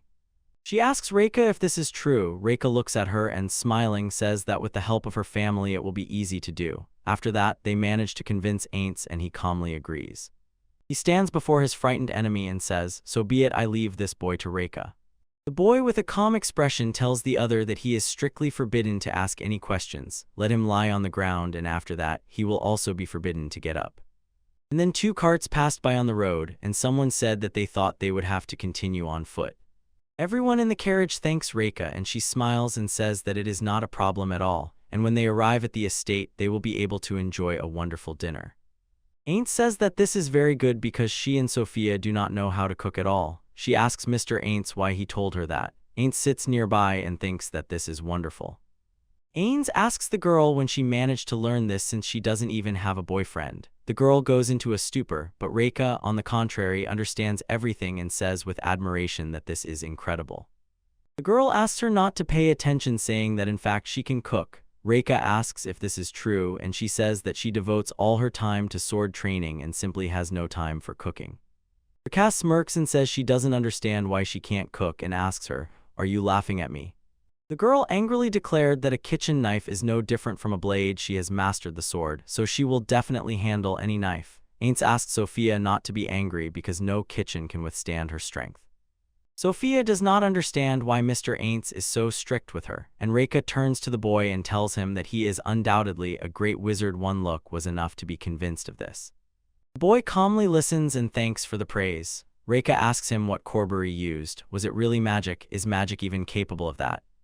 Ein smiled and told the girl that she was right, it really wasn't magic. Witchcraft can change the laws of nature, and the girl understood this, admitting that she studied magic and therefore hadn't heard about witchcraft. The boy looked at Reika in bewilderment and asked if she was not a knight. Reika smiled and admitted that although she carries a sword, she is actually a novice in magic and will soon take an exam. Ainz thoughtfully asks if that's why they are heading to the Academy of Magic, and she just smiles and says that she is the daughter of a marquis, so getting in will be easy. The main character says that this was expected from aristocrats and even they themselves couldn't do it, and the girl replies that she doesn't like to boast about status and asks him to stop. Suddenly, the main character accidentally brushes the girl with his shoulder and holds his breath, after which she recalls something and turns back to him, and he remains silent. The girl anxiously asks Ainz what happened to that boy and his sister. She remembers them. The main character, closing his eyes, calmly asks the girl not to worry. He says that they are definitely fine, and she sighs with relief. She asks the main character if he taught him healing magic. He refuses and says that he has no magical abilities. Instead, he taught him sorcery, and this amazes everyone.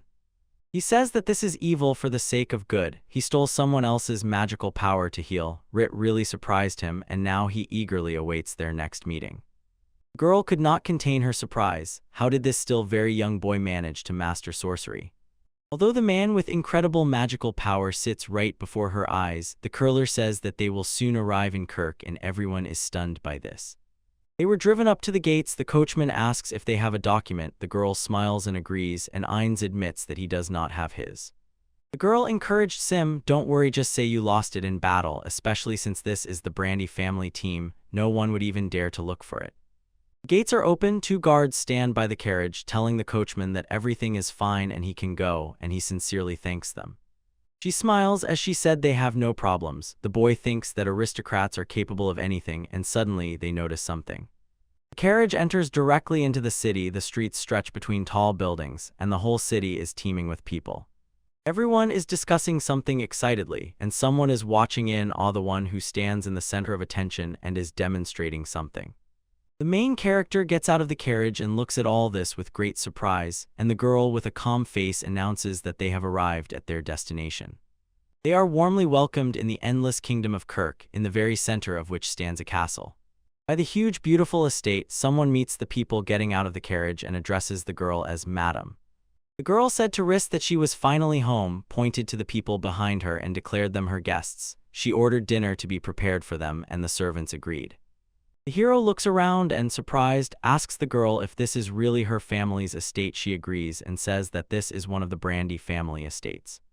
This is what these nobles are like. Instead of helping people, they spend money on absurdly large estates, and the girl tells them if it weren't for their help, they would be arrested for insulting an aristocrat. On the table, several dishes and utensils. The main character drools in surprise because everything looks incredibly appetizing, and there is a glass of wine in front of him. They ask the girl if it is really possible to eat all this. There is so much here, they want to try everything. The girl says that the master's brandy is not ready yet, let them wait a little, and suddenly some sound is heard. An adult man with a mustache bursts into the room and anxiously asks Reika if she is wounded. Reika calmly greets her father and says she is perfectly fine, and the man is very happy. The man says that when he learned about the enemy's attack, he lost his head. He hugged his daughter and burst into tears, while the servant meanwhile informed Kansas that he is actually standing in front of the guests. Suddenly he realizes this and calms down. Reika tells her father that they saved her life, healed their people with potions, and dealt with the wizard. She asked permission to introduce him, pointed to the main character, and said that his name is Ian. He is a very powerful wizard and is glad to meet this man. Next to him stands Sophia. She is a member of the Order of Silver Knights. The girl says she is glad to meet him. She is a devoted servant of Lord Ainzi's. The man, stunned that she can hear him, sincerely thanks them for saving his daughter. Conversations will be left for later. Now let's just enjoy the food. They thanked the man and began to eat. The main character says that everything looks so luxurious and apologizes for his manners. He feels uncomfortable eating with one hand. The man asks not to worry. Reika asks Ainz why he does not summon his right hand. He replies that it was created by magic, but it can also be shown. After all, it was she who arranged such a banquet for them. The main character uses an activation spell, the Divine Hand. It appears before him. He is surprised and interested in the taste of the dish, tries it. The main character, in tears, says that this is simply bliss. The girl laughs at him. The man notices something.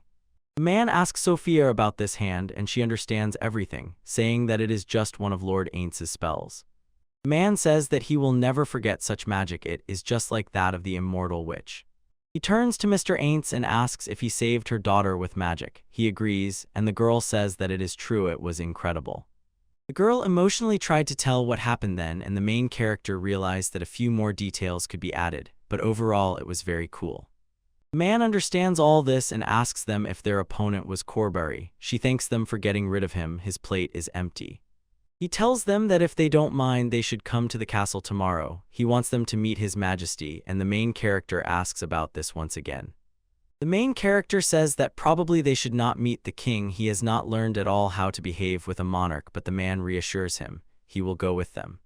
In any case, all the troubles should be left until tomorrow. Today they should rest well. They thank for the food. The man asks the servants to take the guests to the room. It is already night outside. The main character sighs with relief and says that today was a very eventful day, and Irons lies in the bath and wonders what impressed him the most was how much the village of Taz has changed. The boy rests and cannot help but think how interesting it is where Evan and Celica are now. The man stirs the tea with a spoon and recalls how Lady Sophia said that she is Aintz's servant. His daughter asks about this and says, "So what?" He says that the Silver Knights will serve only one, the most powerful wizard, the white-haired Ainz, but he died long ago. No one ever found his body. His daughter asks if he wants to say that this is the same Inz.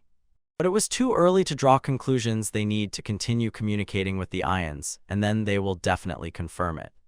The main character notices a stain on his clothes and washes it off with magic. He says it's good that he noticed the ink stain, and at that moment someone addresses him. The main character freezes in surprise. Reika is standing in a luxurious dress and asks him how he is. Ain't smiles and tells her that it suits her very well and that she looks like a forest fairy. She laughs and says he is a flatterer. The boy realizes that Silica taught him how to give compliments, and Sophia apologizes for her weight. She appears in a beautiful outfit, and Reika tells her that she looks wonderful. The main character thinks that Sophia smells incredibly nice, and her hair shines brighter than usual. The boy ran his hand through his hair and said that at least it needs to be combed. The man asked them if they were ready to go. The path leads straight to a huge royal castle, behind which tall mountains rise. The man in armor announced that before them stands His Majesty. Kneel down, and all four did so. The man asks Aints to repeat after him, and the boy agrees. He feels like a real knight. Suddenly the king orders Kansas Brandy to raise his head. The man in armor repeats once more, and then he raises his head. The main character thinks that this is very interesting, and then the king asks everyone to raise their heads, and they do so only after the man in armor repeats the royal order. The king sits on the throne, next to him several people. On the right, a young, beautiful girl, on the left, two boys. The king told Kansas Brandy that he is glad to see him, since they had not seen each other since the last conflict with the Empire. The man agrees, saying that it was a very brutal battle. The king turns to Reika and says that she has grown so much. The last time he saw her, she was a child, and the girls silently smile. The king also says that he received their report, how good it is that they captured Corbury. He sits with his eyes closed. They are told that it is good work. The main character wonders why the king is so calm, but something in this hall worries him. The room literally breathes magic, and it looks very strange, he thinks. Besides the report, the man also said that Corbury was captured by his daughter. The king was stunned and asked to tell more. Then the king turns to Aints, calls him a young man, and asks, "What is your name?" At first Aints is silent. Then the man in armor says that His Majesty addressed him with a question, so he must answer. The man turns to the boy with surprise, and Sophia also turns around. The boy is surprised. He is thinking about something. Aints asks Sophia to introduce him. There is no time to explain. He touches the floor and feels, even it is soaked with magic. The king is surprised by this, and the man in armor begins to get angry at Aints. Everyone looks at him in shock, and the king starts laughing. He laughs loudly and smiling says that this is unprecedented impudence, like a witch, and adds that he will remember Aints' name. The man sighs and thinks with relief that fortunately His Majesty is not angry, and he is asked if he is from the Order of the Silver Knights. The girl smiles and says that it is correct, her name is Sophia. The king says that Commander Gauss often helped him, so why is she here? Suddenly Aints interrupts the king, apologizes for this, stands up and says that he must inspect this hall. Everyone here is stunned by his fearless act, even the king himself. The man in armor shouts and calls that boy an impudent one, but the king asks the knight to stop because Aints is a hero. The knight says that this cannot be forgiven. His behavior can be equated to treason. The knight steps toward the main hero, but Sophia stands in his way. He orders to retreat, and she firmly says that she has sworn to always protect her lord. The king looks stunned. She called him lord. Reika asks Aints to stop because this is treason. The main hero smiles and asks what is so special about this. Some magical ritual took place in this hall, and he has just become interested. The girl is wearing a hat, and she says with curiosity, what could have happened that this boy decided to call her so early? The maid says to Lyslot that if she dared to call His Majesty a boy, the girl stands up and says that from her point of view he is still the same boy. She smiles and says there is nothing to worry about, and the girl holds a large beautiful fan in front of her. They walk down the corridor, the maid pulling the girl. Hurry up, the audience has already started, but the girl doesn't even remember where that hall is. The maid will lead her there. Suddenly the girl complains. They ask her what happened, and Lyslot says that she really wanted to drink a glass of wine. Let them bring it to her, which makes the servant angry. She agrees anyway and turns back angrily. Lyslot asks her to hurry because the spectators have already started gathering. She never gets tired of mocking children and immediately apologizes for it. The girl peers into the dark corridor and wonders what is happening there. The main character stands before Sophia, who defends him and apologizes, and in this room he felt a strange energy and was simply overwhelmed by curiosity. Commander Knight got angry and asked what difference it makes. He is standing before the king, so we need to show him loyalty. Aints asks about this again. The The main character calmly says that if he swore allegiance to the king, he would betray his loyalty to magic, so that definitely won't happen. Commander Knight got angry and started insulting the boy, but suddenly someone sharply ordered him to stop. Lislot stands calmly before the king and tells the commander that Ains is actually not their enemy. The commander wants to object, but the king simply tells the girl that she is late. The girl calmly says that she had matters to attend to, and that's that. The main character thanks her for finally meeting and immediately activates the spell Divine Hand. Everyone is shocked looking at the main character. His hand suddenly appears and begins to glow so brightly that everyone is terrified. Commander Knight looks at this stunned and confused, just like everyone else gathered in the room. The main character smiles, puts a glove on his hand, and asks the girl to show him her magic. The girl got angry at the boy, then fell silent and simply closed the fan. The main character, shocked, asks if that's all or if she won't do anything else. Lislot asks the king if he is now convinced that he is a real sorcerer. The king replies that it is true, he called his right hand divine, so now he is completely sure. The girl also imagines what this hand might be like and immediately understands everything. Kansas apologizes, turns to Lady Lislot and tells her his name. She calmly understands that this is the very Kansas. She tells him that he is aged, and the man agrees and says they haven't seen each other for a long time. The girl can no longer endure this disgusting magic. It would have been better if her eyes had never had to see it. Kansas froze and agreed. The girl said she was leaving. The king thanked her for everything, and Anise was embarrassed and could not understand why she was leaving here. Brandy and Aints were here just for this. She just wanted to check if he really had magic, and in this she was perfect. The king already suggests moving on to the reward and asks the boy what he wants. Kansas says that if he were allowed, he would want the city of Aints to be considered the territory of the Brandy family, but the king, unfortunately, cannot help with this. The man understands this and says, the city of Ain is an autonomous territory, he just wanted to become its ally. Kansas asks the king for permission to negotiate with the city head. The city head looked at that boy, he nodded and gave Kansas his permission. And then the king gives him a chance to negotiate. Kansas sincerely thanks him for it. Suddenly, the protagonist apologizes and returns to the king, and everyone looks at that guy again. Aints asks the king if he can look at the throne. The king laughs and says that this guy never ceases to surprise him. The girl with a glass of wine in her hand says that Marquis Brandy brought a very interesting child. Let them tell her about him.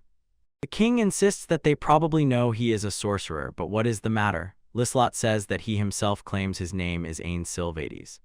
She believes that in fact before her is the very greatest wizard, the author of the original book, The Beginning, the white-haired Ainsize. All three are stunned by the girl's thought, and one of the boys exclaims that it cannot be. Her teacher was the demonic god Aints, imprisoned in the forest. The glass of wine in her hand burns to ashes. He is the one who invented the idea of magic, and she wants to say, turbulent times await them. She just wants them to be ready, because the appearance of a god is always considered a sign of trouble. The girl says that in fact there is nothing more terrible than an awakened god. After the audience, two carts passed each other on the street, each drawn by two horses. The man tells the protagonist that he surprises him. Thank God the king did not order his execution at all, and he frowned, crossing his arms. He interrogates the boy. What happened to him? Was he feeling unwell? Was it too hot in the castle, or on the contrary too cold, and why did he behave that way? Aints understands. Although Kansas has such a voice, he is clearly furious. The man needs to calm down, and he asks Aints if he understood everything. At first everything was going well, but suddenly he changed his mind and realized that it was very bad. The main character looks at the sleeping girl and realizes Reika has already fallen asleep and Sophia has also closed her eyes. He wonders if she is angry with him. The boy thinks that he needs to distract himself somehow. He recalled, say, the village of Taz and realized he has not yet met her, Siliku. Suddenly she menacingly appeared in his head and scolded him. You promised to visit us even if you get too carried away with magic. All these excuses are pathetic. The main character suddenly got scared. He realized that even in his thoughts they are scolding him, and she called him a real idiot several times. The main character arrives and the maids come out to meet Kansas, smiling and saying that food has already been prepared for them. Everyone who arrived is very tired and sincerely thanks the maids for their hard work. The girl says that the maids will prepare desserts for them. Kansas coughed and suggested to forget about it for now, turned to Aints and asked how long he would stay in the capital. He thought yes, and the man seemed about to say something. The man tells Aints that he can stay with them as long as he wants, and they will give him all the food he needs. The main character receives this news with joyful surprise and sincerely thanks Kansas. And the main character set off to wander the city, savoring street food, bathing leisurely, and sleeping a lot. The main character lived a simple, quiet life, and white birds circled above his beautiful mansion. The main character sits at the table and drinks coffee from a cup and suddenly realizes everything is very bad. He has relaxed too much. He thinks about how many days have already passed. It was so good here that he completely forgot himself, and suddenly the icy gaze of the maids fell on him. He turned out to be a real parasite. After that, he somehow needs to thank the Brandy family. He asks one of the maids where Reika is now. She says that her lady has already left. She went with Lady Sophia precisely for training in the garden nearby. The entrance exam to the Academy of Magic was just taking place. The boy recalls this with surprise. He jumps up from the table and hurriedly runs outside. Today I will help Reika with training. I will definitely be useful. And the maid smiles and wishes him a safe journey. In the middle of the garden, which spread out right in front of the estate, a training fight is taking place. Two girls are fighting each other, sometimes attacking, sometimes blocking blows, demonstrating their skills. One of the girl's swords flew out of her hands. Reika is on her knees trying to catch her breath. Sophia approaches her. Sophia smiles and tells her friend that her skills have improved significantly, but she still needs to train. If the opponent is physically stronger, she will have to stay alert, and the maid stands behind her. Reika asks once more, but Sophia firmly refuses. They need to rest, because training in such a state will only do harm. The girl wants to object, but someone says it was a good fight. Sophia smiled happily and wished Ainz good morning, and Reika looked at him in surprise and asked if he was going out again. He says no, because today he decided to help her with training. She understands that he could not withstand the looks of the maids. Sophia tells Reika that Ainz is a noble person. Although lately he has been mostly idle, wandering the city, lying in the bath, and sleeping until noon, he has not forgotten to develop his magic for a moment, so she asks him to spare her. Reika says that although she admires his swordsmanship, they are on a break now, so nothing serious will happen between them. The guy asks for help. If he does not help, he will look like a parasite, so he has to at least lend a shoulder. Ainz smiled. Why not train with her? Let him show her once again the spell with which he defeated the armored bear. The main character is stunned by the girl's proposal, but still agrees because she wants it. He tells Reika that of course it is still too early for her to learn such things, but she can at least observe, asks her for a sword, and she is shocked, asking what kind of spell it is if he uses magic when swinging the sword. The main character asks her to explain how magic works. The girl says that you need to concentrate magical energy inside the body and then release it. It is important to clearly imagine the result of the spell, and it will manifest.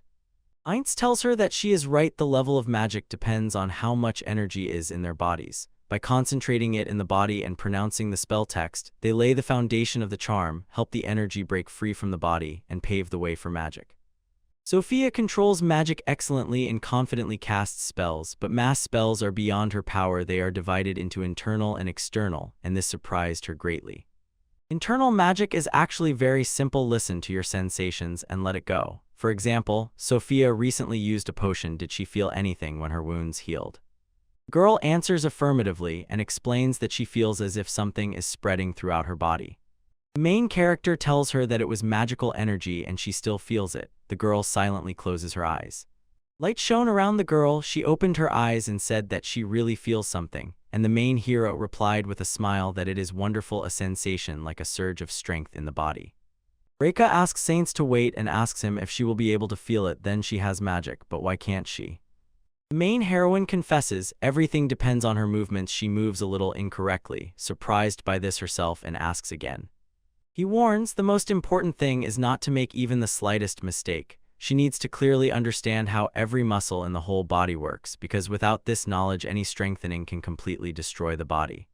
The girl will remember this well. Reika asks if it turns out that everything comes down to Sophia being much stronger and better controlling her body. The main hero says that is exactly the case.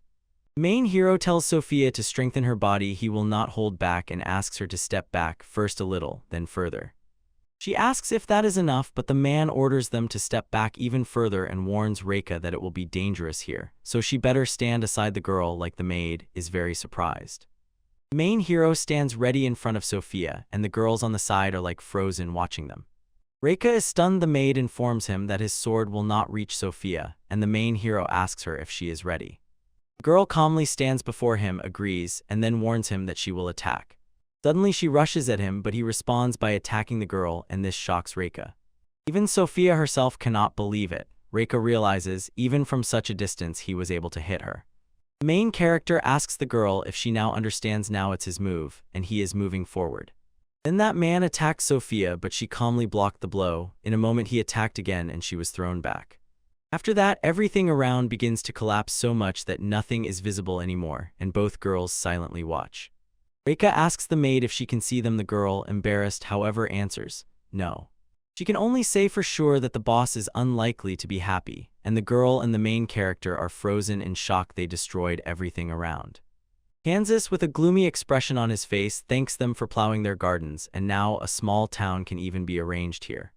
He also says that it was his favorite garden. If they needed vegetables so much, they could have just asked. From now on they will eat only theirs, and the boy realizes that it would have been better to just go for a walk. Only 2 weeks remain until Rika's entrance exam, and she has been training with the sword tirelessly all this time. Sophia asks the girl not to rush because she needs to focus on her movements. The girl agrees. Ain stands with a calm expression on his face. Casting spells is only one way to manifest magic. One should not limit their thinking only to this, and the girl agrees with this argument. She says that when she finally gets used to it enough, she will be able to become a real sorceress, and after that the girl is completely exhausted. The man approaches Mr. Ain and Sophia and asks if they will go to the exam together with Reika. Everyone sat down together at the table, and the main character immediately said that he was not against it at all. Aints became interested in how high the level of mages is at this academy. Kansas was glad to hear this news. The girl asks her father not to worry, she will definitely manage, and the man says that of course he believes in her. The main character asks hopefully if he can also take part in the exam, or if this might cause any problems.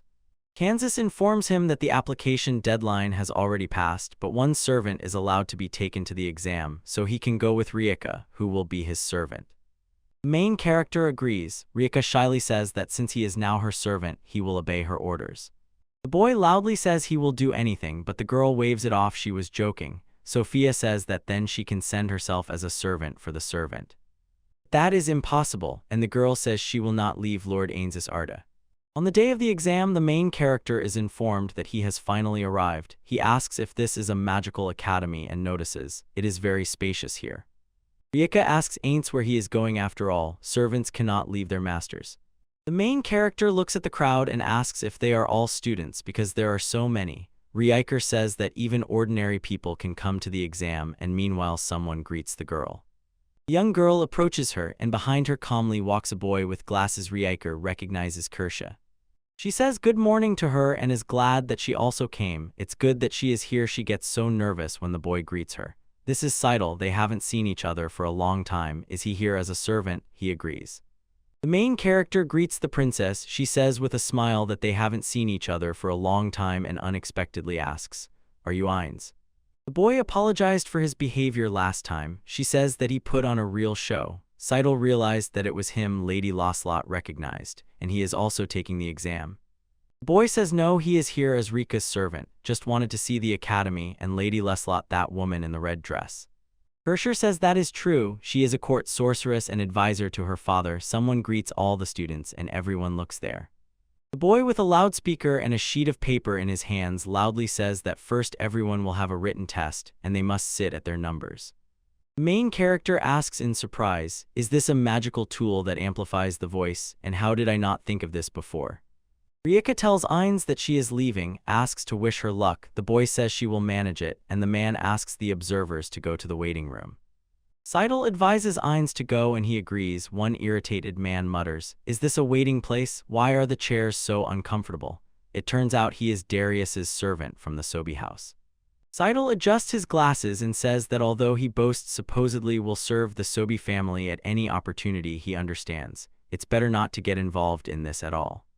The boy with the loudspeaker loudly announces that the written exam has started, and many students sit at the tables. They diligently write something. Ain's asks Seidel what kind of exam it is, and he answers, mathematics, history, knowledge of magic, and the ability to apply spells. These 4 fields are included in the exam, and even with tutors it is very difficult to prepare. The protagonist understands this and asks, what is so difficult about it? Seidel says he doesn't know, that the problem is with the paper. The main character looks at the paper and with a serious face thinks, "What is this? It's a complete mess here." Seidel says that now he understands. This is not an ordinary sheet, but some kind of magical tool. Even before he sees the questions, the exam itself must be clearly structured, and the boy is stunned by this.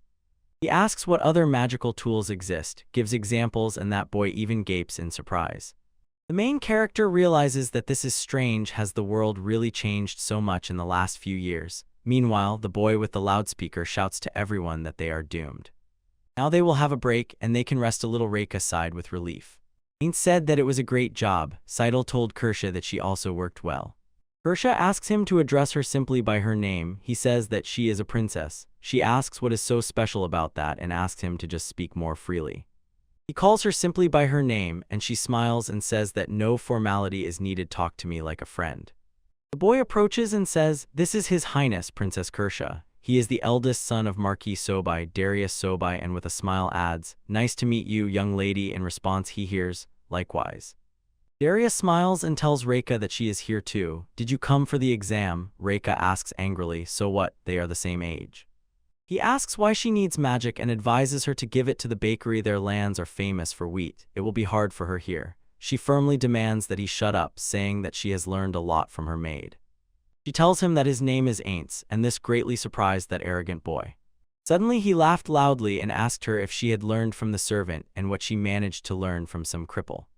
She tells him that he laughs in vain. Ian's is the best candidate for a knight, and everyone is surprised by this. He asked if she really meant that he, the swordsman, would lose to some boy without an arm and a leg. The girl firmly demanded that they not judge his strength by appearance.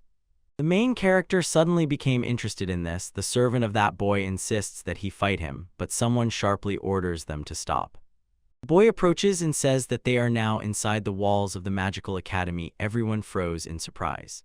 Everyone immediately understands that this is Harold, and they bow their heads before him. Everyone falls silent before him. They tell him directly, "If you start a fight here, you will disgrace the family name. If you continue after the exam, and if they want, he can be their judge," and the boy agrees with this. He gestures, asking what he should answer to this. However, he thanks him for the offer. Rikat angrily pushes him aside, and he agrees. Harold asks to entrust this matter to him. He will prepare everything. The boy tells the main character that he should just try to run away, and Reika shouts that the same applies to him. Seidel suggests instead to go out for lunch, and with curiosity in his voice, asks Lady Roki where she would like to go. Reika warmly thanks for the food and tells the servant that he, as always, exceeded her expectations. He even made coffee. The main character wishes everyone a pleasant appetite. He suddenly remembers and asks who the Sword Master and Holy Swordsman are, and the princess gently explains that these are titles of the Galen Empire. The boy explained that their skills are divided into 4 levels: Sword Master, Holy Sword, Sword Emperor, and Sword God. Tardish is currently at the Sword Master level, so he should be careful, and Ainz understands that it is all too confusing. Rake cheerfully says that everything is fine. He is about to beat him, and the other asks him to forget about it. He drinks coffee and says that, besides that, he will soon see the practical exam. The organizer warmly welcomes everyone present. This is where the practical part of the exam will take place. Each person will be evaluated individually. When a name is called, let that person step forward. People show and demonstrate their spells. Some succeed brilliantly, while others not so much. The main character says that there is nothing special here. The boy next to him laughs and says that he is right. That is exactly why they want to get into the academy, and he understands this without any doubt. The boy thoughtfully looks at the student's abilities and realizes Rake will defeat everyone. Next is Rake Brendy. She cheerfully steps forward. She is asked to show fire in a water sphere. A boy from the crowd says that it is okay if a flower appears. It is her calling, and the girl begins.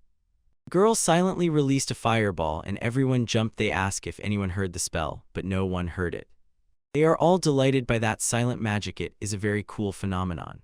Even the examiners are confused by what they saw, and now Rakas steps forward to demonstrate the water sphere. She created a water sphere, and people realized in confusion. Silent magic again, everyone shocked. The examiners ask the girl about intermediate level magic, for example, about a fire spear, and she agrees.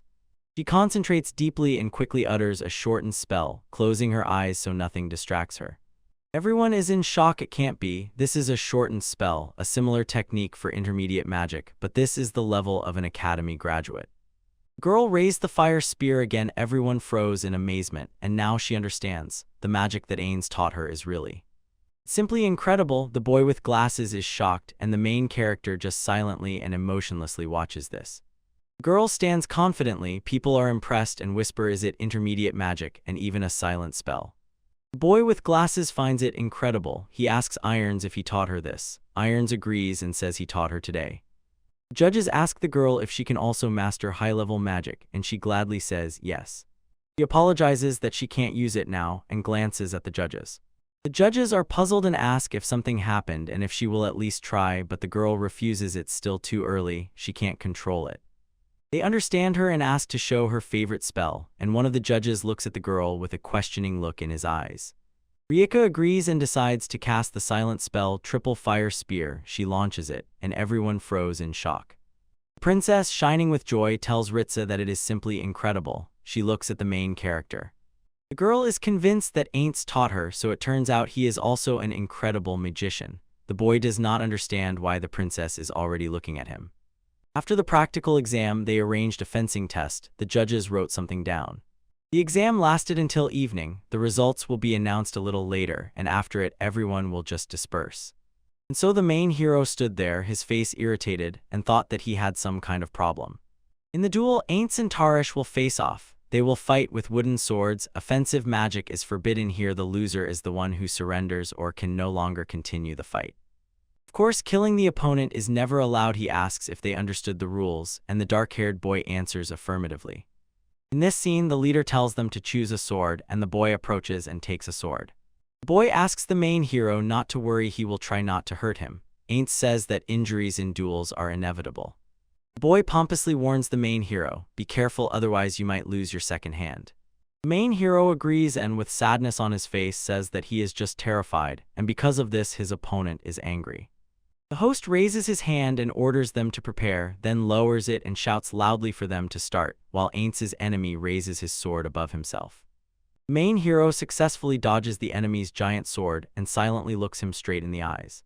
He attacks. The guy dodges, he instantly attacks again but still doesn't hit Aints. The girl thinks that Aints is having a hard time, but the guy says that he dodges all attacks almost effortlessly, probably wants to exhaust him. The main hero's enemy admits that he was impressed by him but immediately adds, no mercy is to be expected. He holds the sword with one hand and the guy in glasses is shocked. How did he lift a two-handed sword with just one hand? Aints himself is also stunned. The main hero realizes attacking spells are of course forbidden, but control over magic has not been cancelled, and he attacks the opponent. Suddenly Aints' opponent pushes that guy back and he crashes loudly into the wall behind. Aints' friends look at him with admiration. Everyone watches and cheers, first for Aints, then for his enemy. One guy stands opposite another and thinks that he used control. If not for that, the blow would have shattered all his bones. He was just lucky. The hero gets up and says that to avoid injuries, he strengthened his body using magical control, and adds that if he had been even a second late, he could have died. The main hero shouted to the enemy that he has no other choice. Get ready, I am attacking. The boy is stunned. He himself uses sunglare, and at that very moment Aints appears right in front of him and attacks. The main character says that, as he said, he is skilled enough in fencing but far from the nobility of knights. One boy got angry and attacked another, but the latter dodged. The main character looks at something, puzzled. He thinks this is the end, but the enemy shouts at him that he is only dreaming and suddenly attacks him. The boy with glasses is shocked. He does not understand how he managed to strike with the sword at such an angle. The boy begins to get irritated, but his sword breaks. Reika, Seidel, and Kiri, filled with admiration, did not take their eyes off what was unfolding and could not hold back excited exclamations about the sword. Harold, on the contrary, watched the duel with noticeable tension, while Dari was already sighing with relief, imagining a quick and, as it seemed to him, inevitable victory. At that decisive moment, Tarish suddenly froze and with a deafening clang lowered his heavy weapon onto the enemy's thin blade, instantly splitting it in half. The sword master could not stand it and said anxiously that the current situation was a serious danger. Confidently aiming the last surviving weapon at the now defenseless Ions, the man loudly declared his final advantage and right to victory. But something completely unexpected happened. To the deep surprise of the fighter himself, the sword he had just firmly gripped in his hands suddenly crumbled into countless small fragments, and the young man at whom the sword was aimed just calmly watched this strange and incomprehensible spectacle. Reika and her companions literally froze, standing with their mouths open at what they saw. Even the judge could not hide the fear that flared up in him from such an unexpected turn of events. Darius was suddenly gripped by fear, and he sharply recoiled in his chair. Harish himself was in complete shock, continuing to mechanically clench the empty hand deprived of his mighty two-handed sword. At that moment, the sorcerer's eye noticeably narrowed. Calmly, as if stating a fact, he explained that he had concentrated a large amount of magical energy and directed its shockwave into the enemy's weapon, adding that achieving the necessary density of compression of this energy had cost him considerable effort. Then Harold, though filled with anxiety, remembered his judicial duties. He raised his hand and, slightly swaying from nervousness, officially declared the duel over. Both participants had lost their weapons.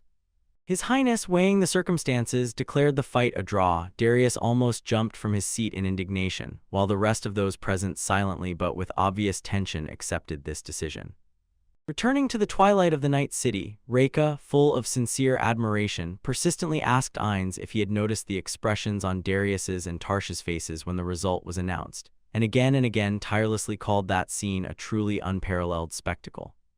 With a broad, satisfied smile, she said that although formally it was a draw for her, in reality it was an absolute, indisputable victory. Suddenly, with a slight surge of excitement and a somewhat funny smile, she fixed her gaze on the servant who was silently walking ahead. The girl suddenly became restless and fidgeted from foot to foot, while the young man, as if not noticing her anxiety, simply walked forward. Suddenly, Reika, clenching her hands in silent pleading and bursting into tears, began to sincerely apologize to Ainz for her uncontrollable, cruel nature that had caused him so many unnecessary troubles and misfortunes. The main character, turning around in surprise at her words, hastily assured her that nothing terrible had happened and that he held no grudge against her at all. In the windows of the houses they passed, lights were already burning, sharply standing out against the dark street while the companions were still talking. The lady, still upset, explained what she was worried about. The boy stubbornly remained silent the whole way, which gave her bad suspicions. The servant hastily apologized for his inattention, explaining that he was simply lost in thought, to which Reika immediately asked what exactly he was thinking about. Recalling the exhausting duel that had just ended, Ainz shared his thoughts. He was particularly interested in the question related to what he had previously heard from the boys. By imperial standards, Tarsh had reached the level of sword master and skillfully combined swordsmanship with magic. The girl could not hide her surprise when she learned that her recent opponent also had magical abilities, and the main character only intensified this surprise by noting that Tarsh, in magic, in his opinion, even surpasses Sophia. Speaking aloud and with a slight smile, the young man continued the thought. If this man is now considered only a sword master, it is hard to imagine how powerful the holders of higher ranks must be. The servant, with a joyful smile, admitted that this intrigued him immensely. He had never imagined that magic could be so originally and effectively woven into the art of fencing. Reika, with wide-open eyes, looks intently and confused. Suddenly she was seized by fear, and a serious doubt arose in her mind. Was the one standing before her even human?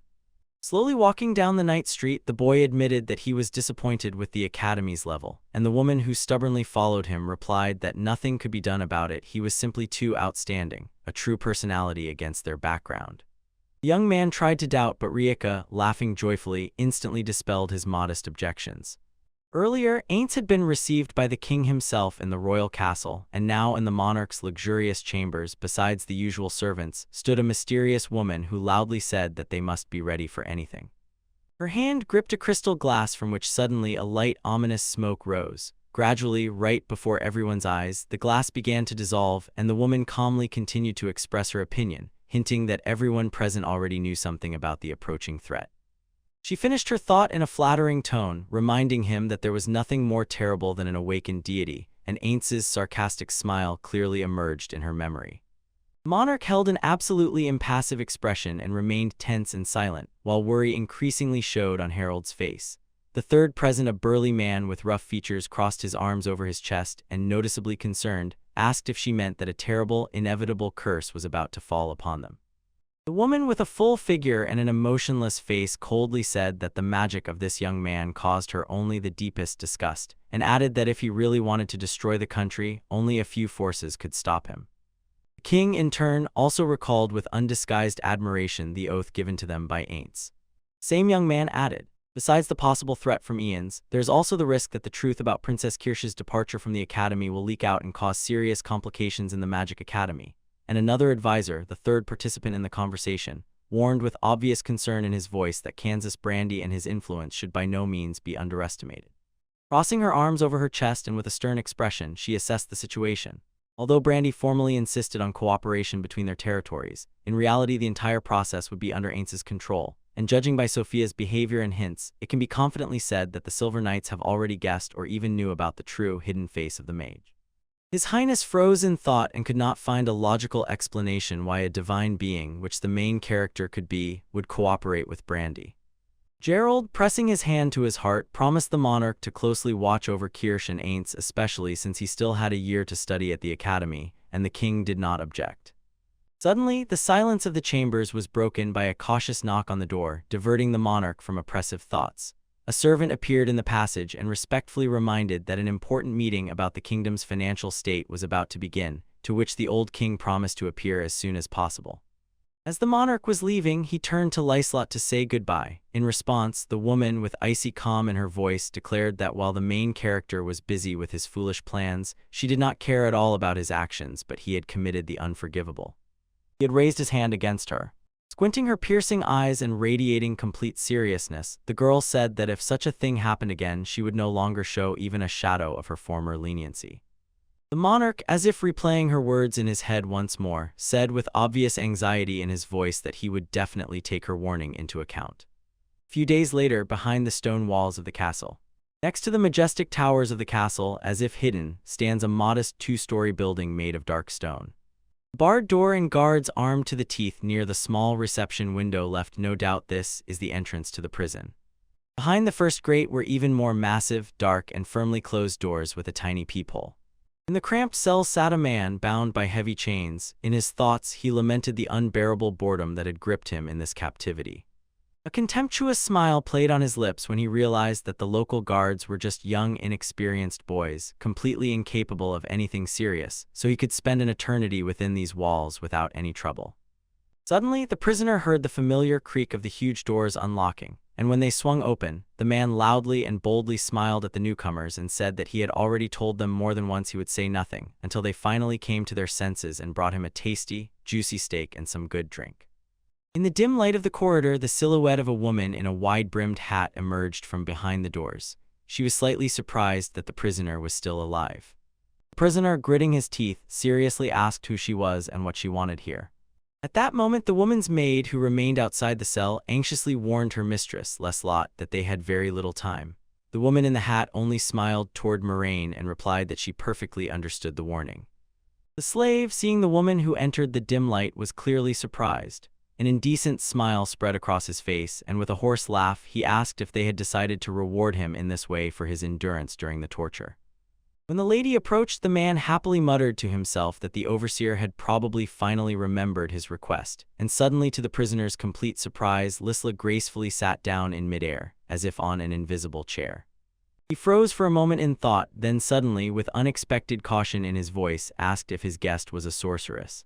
She remained calm, sitting in the fresh air, and stated that she had come here for two specific reasons. The first was to finally learn about a very important book, and that book had to be the original. At these words, the prisoner suddenly raised his head, clearly disturbed by such a request.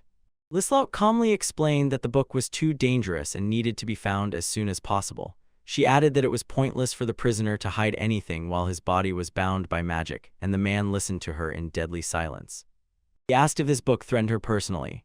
The woman replied with icy confidence that she had not done so at all. She said she had already read something similar before, and at these words the prisoner only looked at her with even greater concern. The prisoner clearly recalled the sinister, eerie smile of Aints, and at the thought that Lyslot could be as powerful and ruthless as Aints, a new wave of fear washed over him. At that moment, the girl with a light, almost playful smile made it clear that she would not seek to force an answer by strength, but had one question for him. He instantly became serious and, with immense tension in his soul, tore the words from himself. "I will tell everything I know." The woman only slightly smirked in response, trying to calm the prisoner with words that she did not intend to force him to answer against his will. But just as he began to relax, something small and incredibly fast suddenly lunged down directly to his shackled hands. He groaned in pain, his eyes widened as he looked at his hand. To his surprise, his right hand was missing the index finger, and in its place was a neat, as if burned wound. With a mad, inhuman expression on her suddenly twisted face, Lislot demanded an immediate answer. Where did the slave get the original book, and why did the copy she knew lack several key pages? While the prisoner was in shock, not understanding what had just happened, and drenched in cold sweat from fear, the woman perceived his numbness and silence as a challenge, a call to press even harder. Looking at him boldly, the tormentor, feigning surprise, asked if he had suddenly forgotten how to speak. Then his guest decided to remind him, and the man's finger next to the severed one also turned into a pathetic, bloody stump. Trembling all over from unbearable pain, the prisoner screamed with an inhuman voice, and through sobs and groans with tears murmured that he understood everything, begging her to stop. Hunched over with pain and fear, trembling all over as if from a fever, the prisoner barely caught his breath and began to tell Lislot. The book in question was a copy from the original series that was in Novia Zvezda. The woman, with stone seriousness, demanded an immediate continuation. But the slave, bowing his head and falling silent, suddenly stopped responding, only convulsively trembling from residual spasms of pain and fear. Realizing that he would not wait for a voluntary continuation, the lady, with a terribly calm smile, assumed that the man probably wanted to continue. As soon as she quietly uttered these words, the prison walls again filled with his heart-wrenching screams. When the fourth finger had already suffered the same terrible fate, the prisoner finally, with a hoarse, suffocating voice that kept stumbling, continued. But the cursed book had long been divided into several parts, and they, his former comrades, had only one of them in the form of a sacred relic. Lislot asked once again in a clarifying tone whether it was really about a relic. At that moment, the prisoner, with his last strength, shouted that she had to go because the time that the woman outside had allotted her had already expired. The woman only smiled, understanding that the prisoner meant Murrain, and asked him not to worry about such trifles as time. She calmly explained to him that all the time they spend in the cell is only a moment for the outside world. The man looked confusedly at his tormentress, gradually realizing the terrible meaning of her words. She was hinting at a complete stop of time around them. He stood up in surprise and loudly, almost hysterically, declared that such a thing simply could not be, and that magic that stops time does not exist at all. He shouted whether she could imagine how many of the greatest mages had spent centuries trying to create such a spell. The prisoner, in despair, shouted that it was all a brazen, shameless lie. Lislot just yawned and, bored and indifferent, reminded him that she had never said she used magic. He shouted in confusion, which turned into hysteria, and the woman slyly smiled and said that it was sorcery. This news completely stunned the prisoner. He froze and could not utter a single word. Then the slave, in deep shock, remembered how Aints activated the spell Divine Hand in their last confrontation.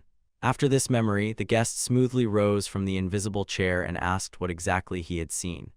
Receiving the answer about Aints's right hand, she, with the same mysterious smile, decided to show him something. Approaching the trembling prisoner, she bent down and ran the object in her hands over his hands, bound by chains, thereby activating the spell known as flow acceleration. Immediately after this, the man's entire right wrist burst into bright, devouring fire. He screamed like never before, tears of pain and horror streaming down his face. Smiling, the executioner asked him how he liked this feeling, explaining that the essence of the spell is to accelerate the flow of time for the chosen one so she could savor every moment of his unbearable torment. And at that moment, what remained of his hand, charred and suffocated, suddenly broke free from the chains.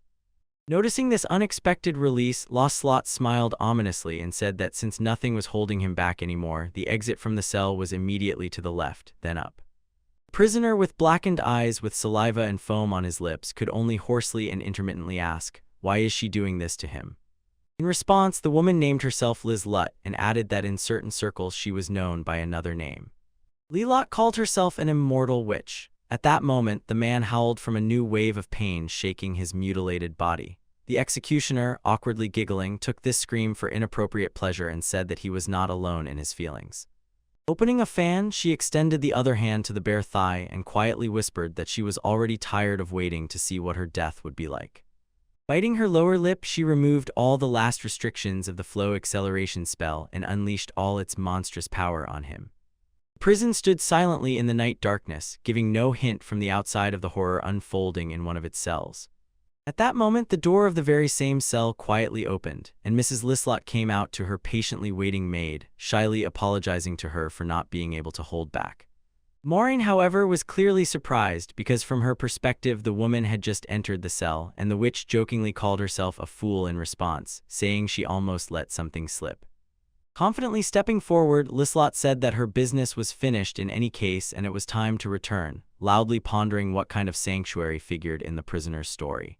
The maid silently nodded and slowly followed the lady, but passing by the cell door, Maureen stopped irresistibly out of curiosity. She squinted before the barred window in the door, peering through the bars to see what had happened inside. Lislott, without looking back, continued speaking, wondering how much this prisoner seemed to know. The woman added with a slight smile that in the end everything turned out to be simple. In the impenetrable darkness of his cell, the man, bent over, still sat sadly in the chair, and in this darkness it was impossible to understand what he really felt.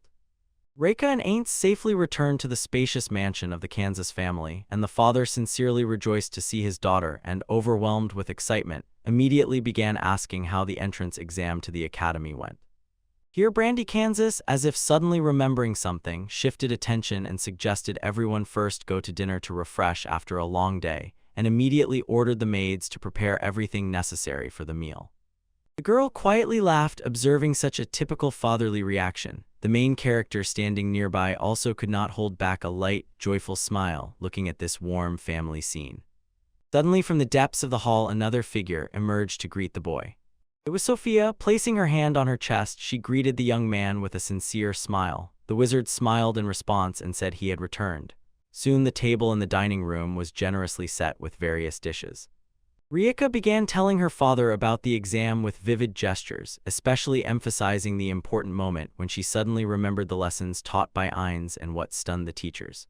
Meanwhile, the maid Lif was carefully bustling around the guests, and the father, listening to his daughter, simply beamed with pride and called her a good girl. The girl, waving her hands and speaking loudly, began describing how cool the main character fought in a duel with Darius's servant. She portrayed the fight in her own way and finished by saying that they thoroughly beat up that insolent boy, while List was clearly dissatisfied with the cruelty of the two and considered the young lady's behavior inappropriate. Sophia, hearing about the duel, was quite taken aback. The young man crossed blades with none other than the sword master himself. The boy, contentedly sipping a tasty drink, confirmed what Rika had told him. From the house came the hum of joyful conversations and laughter. While the cup of coffee slowly cooled on the table, Brandy sincerely thanked Ainz. He said that there were still a few days until the official announcement of the exam results and asked what the young man planned to do. The latter, sipping the now cooled coffee, said he did not know and sank into thought. Then the main character, addressing the head of the family directly, recalled the throne of His Majesty, from which, as it seemed to him, emanated a very strange, frightening aura. He said he wanted to check it but did not finish the sentence. Kansas assured him that he was ready to personally find out the necessary information from His Majesty if the young man agreed to wait a little. The young man smiled slightly, said there was no rush, and after that shared his plans for tomorrow. Ainz said that during his stay in the kingdom he had already walked almost the entire center, and tomorrow he wanted to go to the western outskirts to explore them as well. The aristocrat nodded and sternly warned, in the west mostly commercial streets, so be careful. Rising from the table, Sophia suddenly and decisively declared that she would definitely go with him on this journey. The main character received the news with obvious surprise but did not object aloud and turned to Reika hoping she would join as well. But the girl politely but firmly refused, explaining that she had already promised to meet with Princess Kirsha tomorrow. The young man frowned for a moment. In his mind matured a grim conclusion that they would have to go one-on-one with Sophia, and this worried him. Sophia was shining with joy and immediately assured that there was nothing to worry about because she would protect her master from any threat, and an ironic thought flashed through the boy's mind that most of these threats were her fault. When all the plans for tomorrow were finally decided, Ainz got up from the table and said he would go and rest. The head of the family, of course, did not detain him. Instead, he kindly let him go. Maidless opened the door and with deep respect saw off those who were leaving. Brandy and the main character, having said goodbye and wished good night, went out into the corridor while the girls remained sitting at the table. Reika watched them intently, holding her breath until the heavy oak doors completely closed behind them. Only then, when her smile suddenly shone, did she turn to Sophia and, remembering that she had been in town shopping today, asked she really wanted to know if her friend had bought anything interesting. Sophia agreed, bowed a little awkwardly in response to the interest, and again sincerely and politely thanked for the opportunity to make those purchases, while Reika gently waved her hand and said there was nothing to thank for at all. Smiling broadly, she added that she was looking forward to tomorrow with great anticipation. Over the ranch in Kansas, announcing the arrival of a new day. Bright rays of the morning sun fell through the window directly onto Aintz's face, who was peacefully sleeping in his soft and cozy bed. At that moment, there was a quiet but persistent knock on his room door, immediately apologizing for waking him. The man at the door announced that breakfast had been served long ago and was almost finished, and politely asked the gentleman to hurry if he wanted to make it in time. The gentleman, clearly dissatisfied, groaned drawn-outly in his sleep as if agreeing. Soon the hero, hunched over, was walking down the corridor following list, apologizing for oversleeping and asking if everyone had already eaten breakfast. The maid answered affirmatively and explained that Mr. Kansas had gone to the royal castle on business. Mrs. Reika had also left, and to his annoyance the girl added that Sophia had been patiently waiting for him in the dining room for a long time. She added, a little embarrassed, that the gentleman, besides breakfast, would also receive a small pleasant surprise. The boy looked at her questioningly with his heterochromatic eyes. The maid only opened the door to the dining room, letting Aints go ahead. He entered with a polite smile, greeted Sophia good morning, and apologized once again for the long wait. Before the main character stood a completely transformed Sophia. She was standing, nervously playing with the edge of her dress, and shyly replied to him, "Good morning." The girl looked unusually beautiful and feminine. She was wearing a new elegant dress, and the ribbon in her hair emphasized her unusually loose, softly wavy hair. The young man seemed truly frozen with surprise upon seeing her in such an unusual appearance. He even involuntarily grabbed the back of the nearest chair. Sophia, noticing his reaction, became worried that she looked strange and that such a look did not suit her at all. Then the boy, recovering, hastened to assure her to the contrary, firmly asserting that the dress suited her incredibly well. Eanes openly praised her, saying that in this dress she was simply stunning, like a real lady. The companion, even more embarrassed by such words, timidly asked permission not to take the sword on the walk because it might spoil the outfit, and the main character easily agreed, saying it was just a walk around the city. The boy, still impressed, remarked with admiration that, to be honest, Sophia looked better and more attractive in this image than in her usual armor. The girl, surprised and clearly embarrassed by these words, opened her mouth and a bright blush appeared on her cheeks. She smiled sincerely and broadly, confirmed that she thought so too, and warmly thanked him for the compliment. The boy, together with his extraordinarily elegant girl, set off on a journey, and List, having seen them to the door, bowed and wished them a safe journey. The western district of the capital greeted them with the bustle of many houses tightly pressed against each other, and in the distance, the outlines of a small castle could even be seen. Pedestrians of various kinds bustled through the narrow streets, while horse-drawn carriages and carts occasionally passed along somewhat wider roads. Looking around, Eanes noticed that the commercial district, though noisy, made a much more pleasant impression than the others. Sophia could not disagree, and the men passing by involuntarily slowed their pace, thinking about how sweet and attractive this girl was. Sophia, breaking away from her thoughts, addressed the gentleman with a direct question. She was interested in the real reason why he wanted to come exactly here, to this place, and he fell silent for a moment, as if choosing his words. Then the corners of his lips mysteriously curved into a smile, and he replied that he had a certain desire to check and find out something. Sophia asked again if he meant something specific, and the boy only nodded in response. Recalling yesterday at the academy, he told her that during the exam he noticed many boys who were clearly not from aristocratic families. They were obviously not very wealthy and could not afford expensive tutors, but despite this, their level of magic was quite comparable to that of noble students. After this, his companion instantly understood where the young man was headed. He wanted to find out how these children from ordinary families could study magic without access to the usual teachers. Sophia guessed that perhaps here, in these parts, there was some unofficial magic teacher or a place where they were taught. The boy confirmed that her guesses completely matched his thoughts. Ian stopped in front of the noisy road and sadly admitted that he was here for the first time and had no idea where to look for such places or people, so he suggested just walking around and looking around because they had plenty of time. After a few hours, the main character, exhausted, sincerely regretted not having thought to get at least some information from Mr. Kansas before setting off on the road. The girl, noticing his fatigue, gently asked if he wanted to return already. The boy, exhausted from the long walk, answered, "Yes." Looking around the surrounding streets with a serious expression on his face, he suddenly remembered another place in this area they had not yet visited, and Sophia, following his gaze, instantly understood which place he meant. It turned out that they had never been in the slums. Here reigned a completely different, poor and gloomy atmosphere. Crooked little houses, and between them on clotheslines hung washed laundry. Trash is everywhere, no one cleans it up. Right on the street, under a canopy made of boards and rags that looked more like an improvised hut, an old homeless man sat frowning at passers-by. While Aints looked around the cracked facades and sagging fences with genuine interest, the girl silently walked beside him and sadly noticed that atmosphere here was completely different. Suddenly, a sharp, rough scream burst into their ear. Somion demanded something immediately in a thievish tone. Sophia immediately frowned, and the boy barely opened his eyes and looked much less interested and worried than his companion. When they approached the source of the noise, a terrible scene unfolded before them. 5 burly men were bent over a little girl curled up on the ground. She was crying and begging them to stop, saying it was the last thing she had left. Sitting simply on dirty knees before them, a little girl in tears begged the bandits to leave her alone, but the gang leader rudely ordered her to shut up and do as they said, then, without blinking, cruelly kicked her in the stomach, insisting that she and others like her live here only thanks to their mercy. Then the men began beating the girl, who bent over in pain, mercilessly shouting that she was unable to give anything, so she must immediately give everything she had. The little girl, choking on tears, vainly tried to cover her head with her hands and protect herself from the blows raining down from all sides, helplessly calling for someone to help. Despite her desperate pleas, the homeless man, near whose makeshift shack Ions and Sophia were passing, only curled up into rags even faster.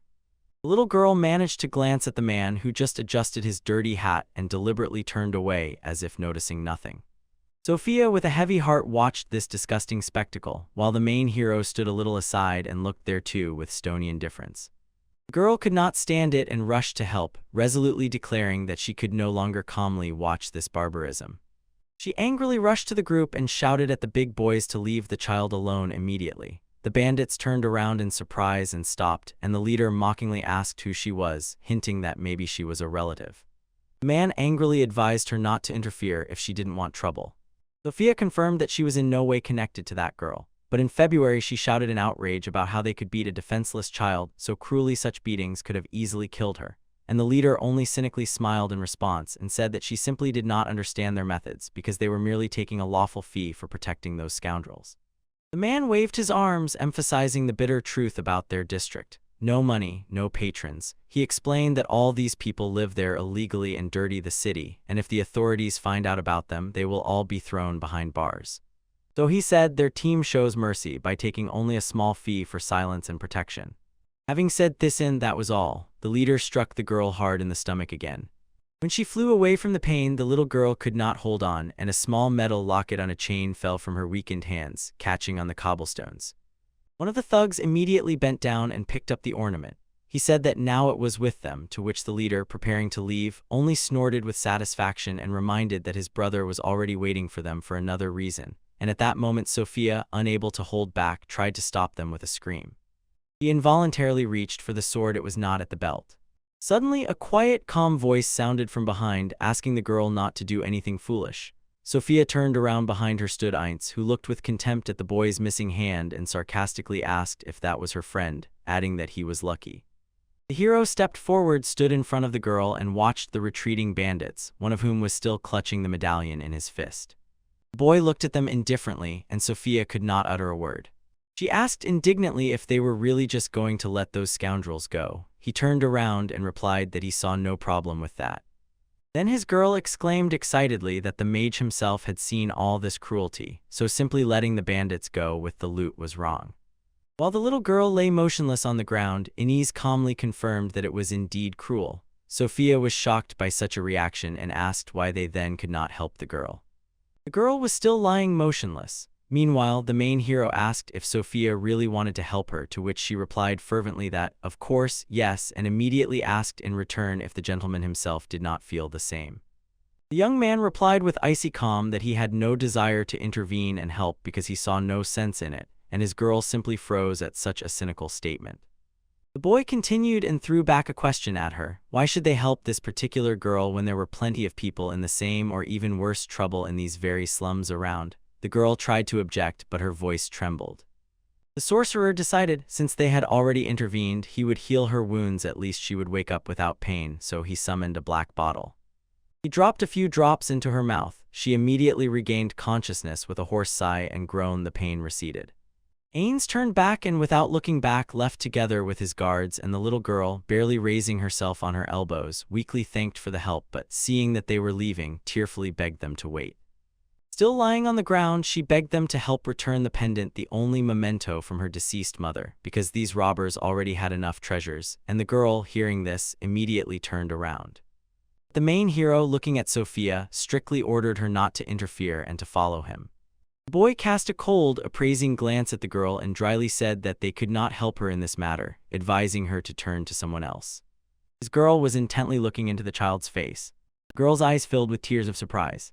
The boy asked her why she had not tried to take back her property herself. The girl, stumbling and sobbing, began to explain, but the wizard suddenly interrupted her and finished the sentence himself, saying that she could not manage on her own, and then asked the key question. Why then should they risk their lives for her and get involved in a fight with dangerous bandits? Ains sharply told her that even if they miraculously managed to return the jewelry, had the little girl thought about what would happen to her and the pendant when they left. The main hero calmly continued, implying that as soon as they left, someone would easily take that trinket from her again, and all their help would be in vain.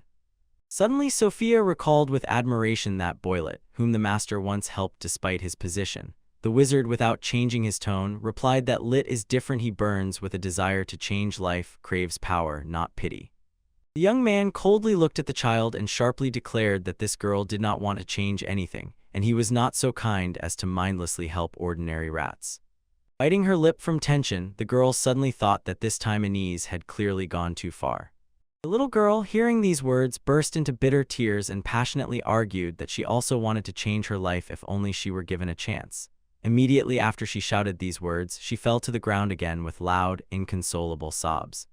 Then the main hero suddenly became interested, recalling the treasure the bandits had talked about and which the girl had mentioned earlier, and this only further disappointed Sophia, who was standing behind him.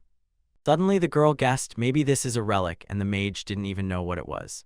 Then his girlfriend, with a sparkle in her eyes, enthusiastically explained that these are items like a sword, pendant, or book capable of creating magic, and such things are usually worn by kings or famous heroes. After that, the boy asked Sophia if she had any records about it. She gladly replied that of course she did. The girl was sure that there would be information about famous original books or about the relics of saints. Ains was especially interested in the words about the remains of the saints, vaguely recalling that he had heard about them somewhere before. The one who accompanied him, smiling broadly at his interest, confirmed that in their lands there were only 2 saints. Sophia continued the story, revealing that these saints were usually called Mr. Evan and Mrs. Silly, and suddenly she broke off in the middle of the sentence. Having pronounced the last syllable ka and having received the full name Silica, the girl suddenly realized with horror what she had just done. At that moment she became embarrassed from excitement. She instinctively covered her mouth with her hands, and her eyes opened wide with fear. Anise, fixing a piercing gaze on her with his multicolored eyes, asked their names again, demanding confirmation. Sophia tensely fell silent, realizing she had made an unforgivable mistake. He froze as if struck by thunder. His mind refused to accept the news of Silica's and Evan's death. As if checking reality, he asked again if everything was really as Sophia had said. The girl was noticeably upset. The heaviness of having to say these words was written on her face, but she still said it was true. Then the young man gloomily asked how much time had passed since they died. Sophia clearly hesitated, her gaze darting around, revealing an inner storm and reluctance to utter the next shocking fact.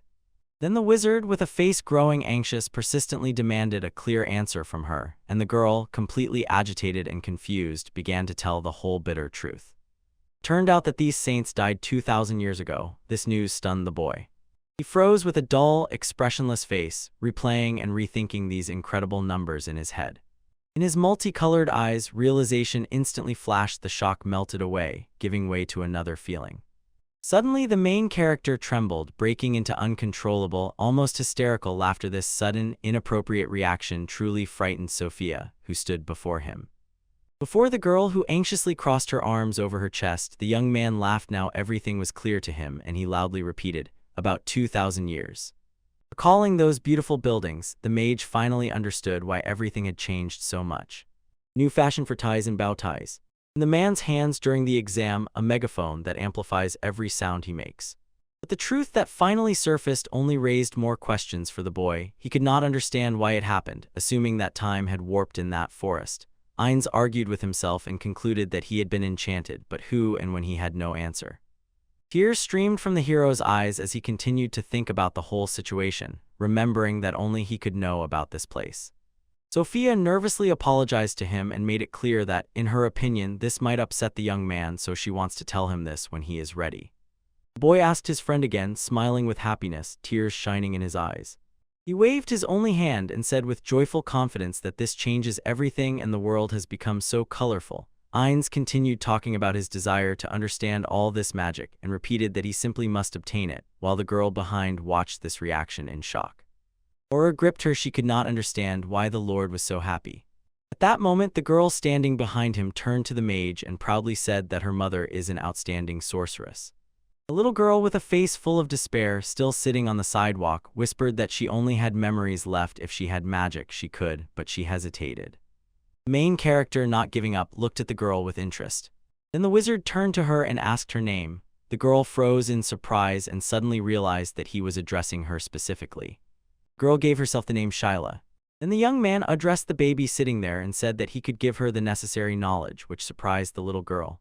Sophia watched the boy with interest, and he, swearing by his name Ainz Silvatus, promised to fulfill his promise on one condition. To Shyla's embarrassment, he asked her only to answer a few questions. The main character asked what she would do when she got magic, and the girl vulnerably and happily replied that she would return her mother's amulet pendant. Then Ainz asked if she would only return it, to which the little girl hesitantly said that she would also make them apologize. The boy asked disappointedly if that was all, and Shyla, lowering her eyes, added that she wants them to suffer just as she suffered. At that moment, the mage's eye lit up white, and with an evil smile he said, "Will she tell me right now, because this girl understands everything perfectly?" The girl curled up under that gaze, and her face darkened. He then seriously said that she wanted to take their lives. Ainz smiled with satisfaction and decided to endow Shyla with the power she desired. Here Sophia intervened in the conversation and shouted passionately to the gentleman to reconsider, but the main character stopped her with a single gesture. He turned to the girl with a piercing, contemptuous look and authoritatively ordered her not to disturb him during work, clearly saying he would not repeat it twice. This frightened her. Sophia fell to her knees behind the boy and loudly begged for forgiveness. After that, he announced that Shyla should continue and asked what she would do when she defeated her oppressors. The girl resolutely replied that she would leave these slums, and the wizard asked again, hinting that once she became strong everything would stick to her, and inquired what she would do then. The girl lowered her gaze, grew gloomy and stammering, whispered that she would help them. Ainz asked why she should help them when they never even thought to take care of her. Behind them, other vagabonds from the district, who earlier pretended the girl was not in trouble, silently watched this scene. This made Shyla think, and then the main character looked at her piercingly and asked what these people were doing when her mother was dying. Such a reminder cut into the girl like a knife. The girl recalled with despair how people from the slums constantly asked her mother for help, and she never refused. Shyla unpleasantly remembered how she trembled over the person who was dearest to her and frozen in bed, and mentally noted that despite her mother's kindness, people abandoned her at the most needed moment for the woman. Clenching his lips, the hero asked whether the girl still wanted to remain a little rat whose life was worth nothing. The little girl firmly denied it, and at that very moment a thought about this gentleman pierced her. Shyla felt as if he was reading her heart through and through. The young man turned to her and she suddenly realized why she needed magic. Suddenly, to the surprise of everyone present, those people returned here. They could not believe that Sophia was still here. Their leader was no longer there. The brazen thugs laughed and mocked the wizard, calling him a lucky guy who was fortunate to find such a beauty, and one even suggested killing him and having fun with the girl. And they, to Sophia's obvious outrage, who regretted not having a sword, began arguing about who would be first. Ainz raised his cane, and then he threw it to the ground with a loud crash. The reaction was immediate. The bandits seemed to be covered in ice, and it froze their movements. Entangled in icy spikes like vines, they groaned in fear under their weight. Under the girl's surprised gaze, the guys shattered into thousands of tiny crystals. Only a silent cloak remained from one, and where the face should have been was a black void. This sight frightened Sophia. After that, the main hero continued. The wizard with a wide shining eye demanded an answer from Shyla, and then the girl, standing up, resolutely declared that she would definitely destroy this place and the people who used and abandoned her mother. Like a devil, the young man asked what the baby's mother wanted. Shyla clarified that she was the only one who wanted to kill all the rats approaching them.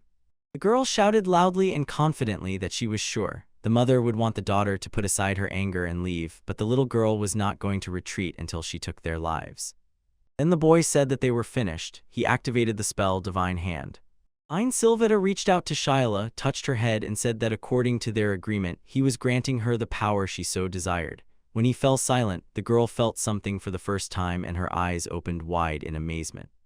The little dress seemed to lift up and sharply fly upwards, while Sophia stood behind, shyly bowing her head.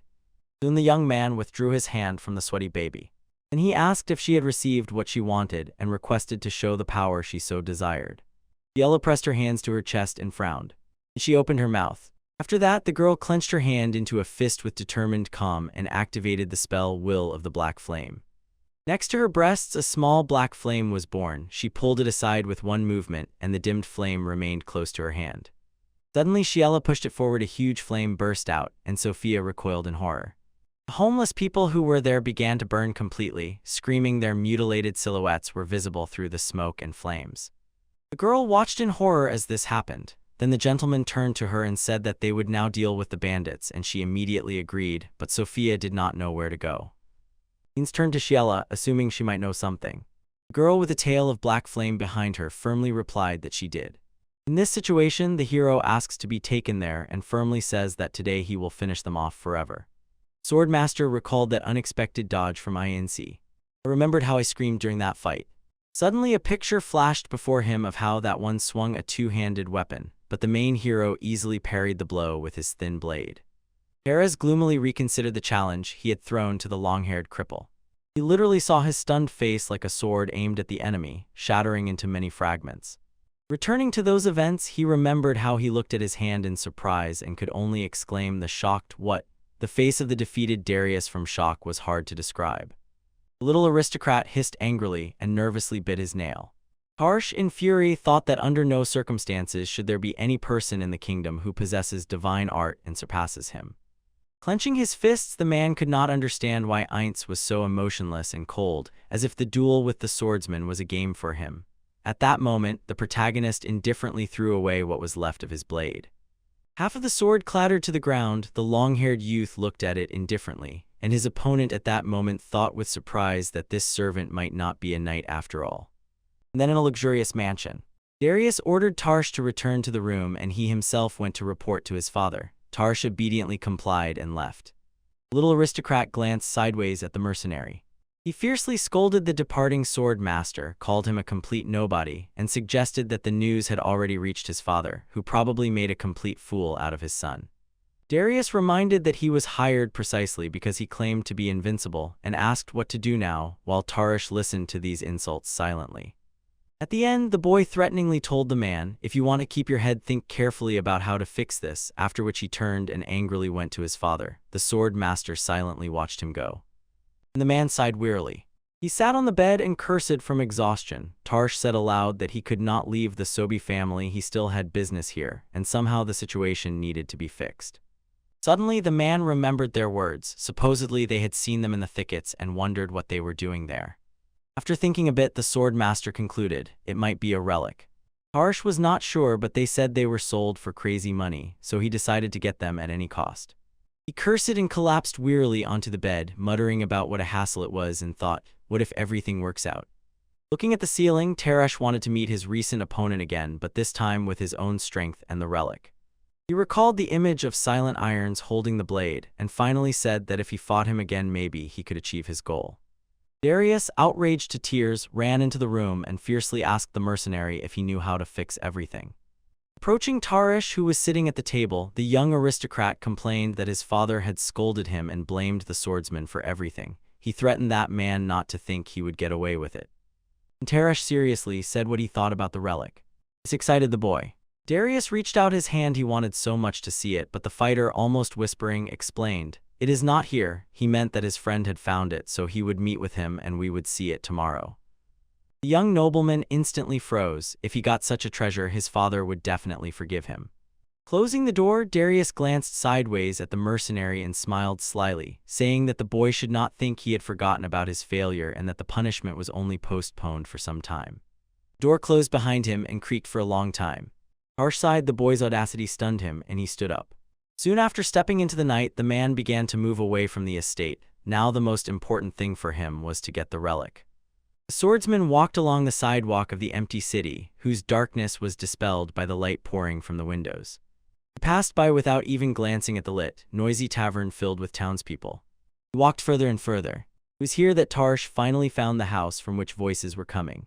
Suddenly opening the door, the sword master confidently entered inside.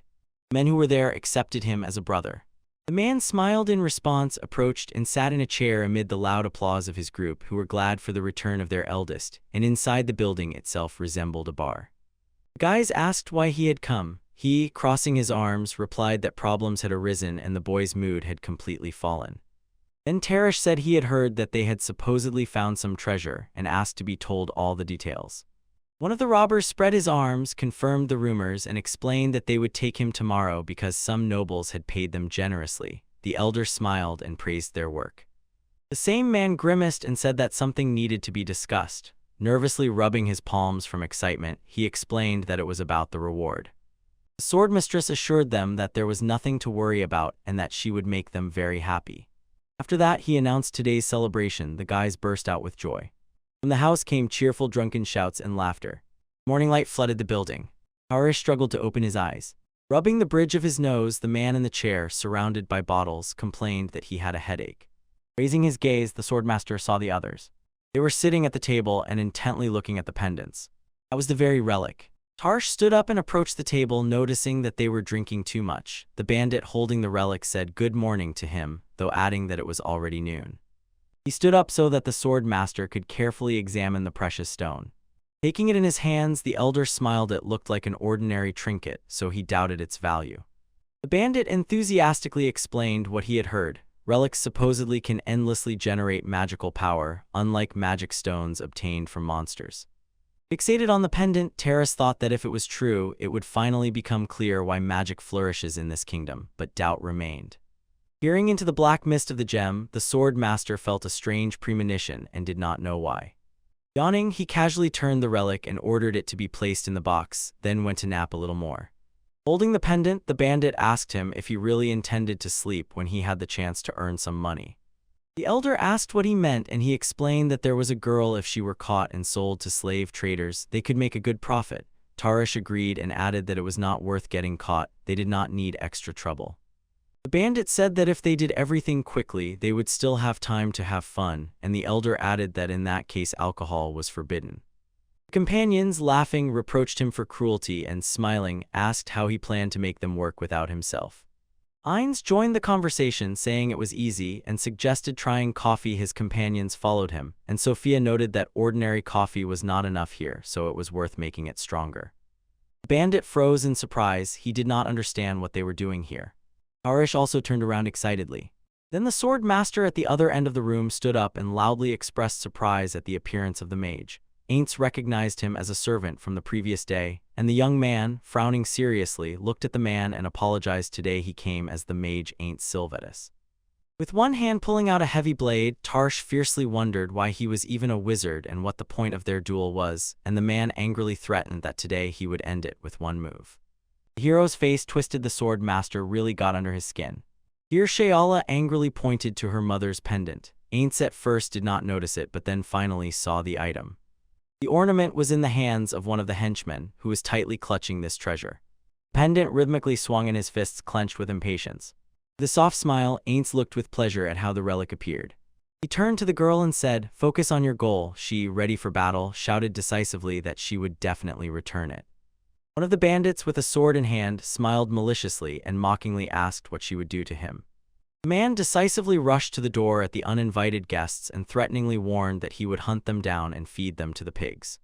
Resolutely, the girl activated the spell Will of the Black Flame, and a ball of fire appeared next to her. With her hand, she directed it toward the enemy, and he instantly found himself in the flames. He was coughing and groaning in pain, twitching convulsively. The bandit was burning alive and screaming hysterically, while Tarish and the others stood frozen in shock. At that moment, the house was already blazing in flames and people stood in amazement, not understanding what it was. This rose from the charred house. And suddenly, grass appeared under the bandits' feet and the house where they had been just a second ago burned to the ground. They themselves were unharmed and 3 enemies stood before them. The armed guys stood confused did not understand what was happening. The sword master watched this spectacle tensely, in which he had inadvertently become a participant. With a pleasant smile, Ainz asked Sophia to help Shyla if they did not want the girl to die. The main hero decisively ordered that the pendant under no circumstances fall into the hands of the young executioner, so he asked her to stay close. The girl withered, not understanding the reasons for this behavior. Despite his friend's surprise, the young man turned to the sword master and said, "Yesterday you really got on my nerves." The sorcerer advised him not to bother Shyla and to change the place. The fighter raised his head in anger. Ainz smiled and said that changing the place would help him personally deal with him. Man smiled in response. Tarish fiercely declared that he would do as he pleased. The main character calmly looked at his opponent. Sophia was worried about all this and Shayla was burning with a desire for revenge. Standing back to back, the opponents began to gradually move away from the center of the fight, trying to carve out space for maneuvering. When the two decisively moved each to their own fight, the rest of the gang scattered around the outskirts with drawn swords, and Sophia crouched next to Shayla, holding her blade ready and prepared to defend. The girl, standing behind the little one, began to explain that she had taken out a weapon and now they would fight back together, but she was suddenly interrupted by the little one herself.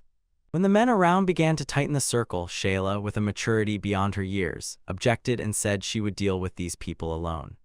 2 attackers had already drawn their blades and were preparing to strike. The little girl calmly declared that only she had the right to take their lives. Sophia, turning only halfway to her, looked at the child with obvious admiration.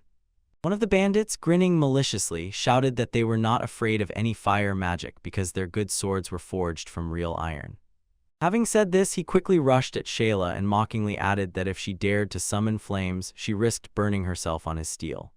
But this overconfidence instantly turned into a fatal mistake. As soon as his weapon approached the girl, a large part of it instantly fell off, leaving not the slightest scratch on her skin.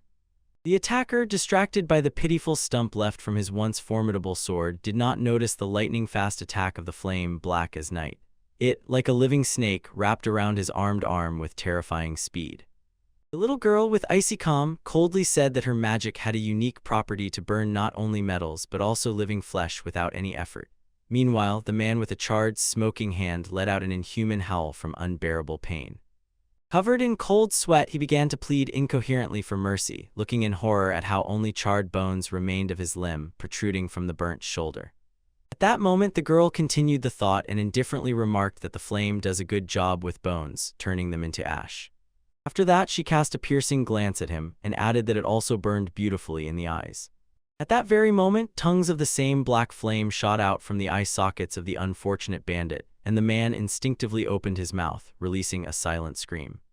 Finding his voice, he shouted, vainly trying with one hand to extinguish the flame that was devouring his face, while Shiala simply watched his last convulsions.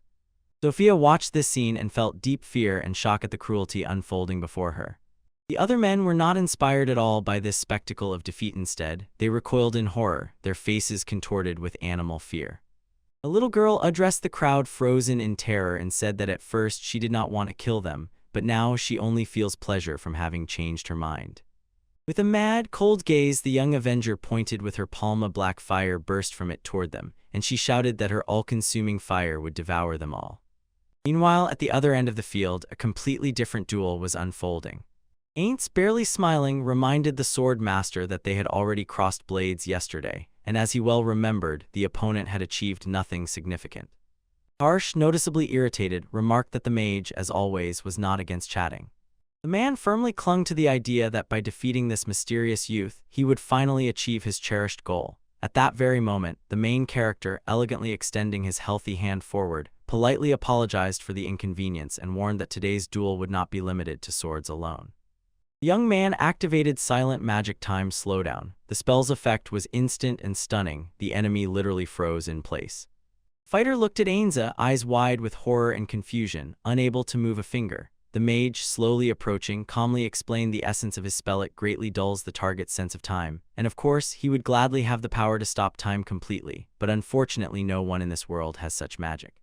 Continuing his monologue, the wizard seemed to pull a delicate blade out of thin air, and by the end of his explanation was fully ready to attack. Slowly, tapping with the crutch that had replaced his leg, Irons began to approach the frozen Tarish and wondered if he would even manage to realize that the final blow was approaching.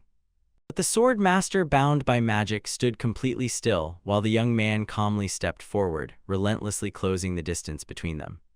Having convinced himself that he would not die, the boy sighed with regret. The mage smoothly pressed the tip of the blade to his throat as if caressing it, and pretending to be interested, asked if that was all. But at this crucial moment, Tarsh's body suddenly shuddered. Cursing through clenched teeth and gathering incredible willpower, the fighter partially overcame the magic's effect and regained the ability to move, albeit with great difficulty. Ian was genuinely surprised by this unexpected turn of events. Raising the heavy two-handed weapon, Tarish madly charged at the enemy, roaring with a horse-like voice that his magic incredibly irritates. The main hero, thanks to agility and foresight, managed to gracefully jump back and avoid a deadly blow. Landing at a safe distance, the mage did not hide his surprise. The sword master, who stood aside, was breathing heavily and unevenly, sweat streaming down his face. The young man was sincerely fascinated that his opponent possessed not only physical strength but also an incredibly strong mind. And the warrior activated his signature spell, Divine Might. It enveloped his body with a shining halo, and instantly his muscles filled with incredible strength and speed. Taking advantage of this, the man lunged at the enemy with his sword raised, ready to strike. The boy, maintaining Olympic calm, swiftly assessed the trajectory of the fall and the force of the blow. Then he suddenly struck the ground with his wooden crutch with all his might. From this strike, a huge boulder tore out from under his feet with a roar and, by the wizard's will, rushed straight at the flying Tarsh. The swordsman, noticing the obstacle, fiercely cut it in half with his blade and angrily exclaimed that the opponent had clearly underestimated him by daring to use such primitive, third-rate magic. And the wizard, demonstratively yawning, struck the ground with his staff again. Immediately following this gesture was a much more powerful attack. Dozens of large, pointed stone blocks emerged from the ground, came to life at the magician's wave of the hand, and rushed at Tarsh from all sides. With loud groans and fierce cries, the fighter desperately swung his two-handed sword, cutting stone after stone, and the stone ships scattered in all directions. With his last strength, the man moved the last, largest boulder. Without catching his breath, still cursing the wizard for his treacherous tricks, he launched a fierce counterattack, trying to reach the elusive enemy. But Ainz, as always graceful, easily dodged the deadly blade again and simply snapped his fingers. From the clear sky, like falling comets, dozens of bright burning crystal flashes rushed forward at the rather tired Tarsh, leaving glowing trails behind, while the main hero meanwhile easily jumped even further back, watching the effect. Tarsh raised his eyes to the sky, anxiety pressing in his chest. He realized how great this new threat was. Shouting a battle cry at the limit of his strength, he swiftly chopped flying crystals one by one, but some projectiles still slipped past the blade and left deep scratches on his muscular arms and shoulders, while the mage, without wasting a second, was already summoning the next, even more complex attack. The young man dramatically stretched his hand to the side and pulled out another blade from the parallelepiped glowing in the air. Clenching his teeth from pain and rage, the fighter croaked and revealed the true reason for his confidence. He was convinced that the spell Divine Power was the perfect means against any mage and loudly, boldly declared this to his opponent. Then, reactivating the remnants of the spell, he made a powerful lunge towards Ainz, his sword charged with the spell's energy, but the young man, anticipating the move, managed to parry the strike. The sword master froze for a moment. He was stunned that his devastating blow was so easily accepted and repelled. Yute's opponent was thrown back from the point of impact, and Ainz smoothly turned, ready to continue the fight. His new blade was already aimed at Tarish. He cursed at himself, clutching his wounded hand. At that moment, the main hero thought with genuine admiration that this so-called divine power was clearly unusual magic, and that the Empire undoubtedly must have other no less interesting combat spells of this kind. With a mad, purely research interest and a mysterious smile, the boy thought that he definitely wanted to learn and study them all, and at that very moment activated a spell. This time the spell Shadow Actor worked. It allowed irons to spin sharply and strike the enemy completely unexpectedly, and in the movement, as if from the shadow, another phantom hand with a second sword emerged, which, in sync with the main blade, aimed at the enemy. The sword master froze completely. He recognized in this movement the features of the sacred art of the highest level, known as 3 moves. Defending fiercely with heavy weapons, the fighter managed to cut the mage's phantom second blade, but his face twisted with surprise and rage, and he demanded to know how this boy had learned such complex and secret techniques of true fencing and who could be his teacher. Fiercely demanding to know who taught him this damned technique, and in anger and confusion, he lowered his guard for a moment. The boy's sword sliced through his body, leaving a deep bleeding wound. Blood gushed from a deep wound on the leg and a cut on the waist. Teresh retreated with a painful groan but miraculously remained on his feet. The sword master could barely see his wounds, and Is quietly and smoothly recalled his material sword into the pocket dimension. Now the main hero finally understood that the Imperials called such advanced combat techniques divine arts. As always, feigning carefreeness, Ain't slapped his wooden crutch on the ground. A long, straight sword instantly materialized before him, its tip thudding dully into the earth and standing like a monument, while the fighter, overcoming the pain, still managed to take a defensive stance. The young opponent could not hide his shock. Besides incredibly powerful magic, this mysterious youth also possessed such high forms of divine art that he was completely confused about his true nature and origin. Harish, with despair and bitterness in his voice, asked how the Aeonians managed to grasp the divine techniques and why, despite all his efforts, he still could not master them. The main hero only smiled quietly in response and sat, pondering the situation. The Empire despises magic, here only swordsmanship is valued. The sword master laughed quietly and sadly, and with a lost, bitter smile whispered that it turns out even mages can use divine arts unlike him, but he did not manage to finish his bitter thought. Trembling from pain, fatigue, and the bitter realization of defeat, the man admitted that it was precisely the inability to master the divine art that once prevented him from killing that scoundrel, forced him to leave the Empire and come here hoping to learn magic. But even here he was unlucky. Magic was beyond his control, and all that remained was to follow the only familiar path of the sword. Harish fell to his knees before the mage and openly admitted defeat, clearly making it understood that against such power he had no chance to continue. Resisting it was futile. The young man with a slight smile said that it seemed the sword master had serious problems and politely asked his name.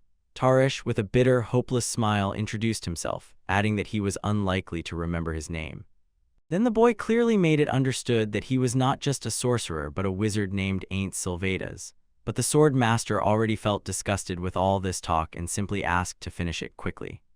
The young man was too fascinated by something, so he had no desire to kill the fallen enemy. The main hero noticed that he was afraid to begin doubting his own humanity. The tired man responded only with a bitter smile.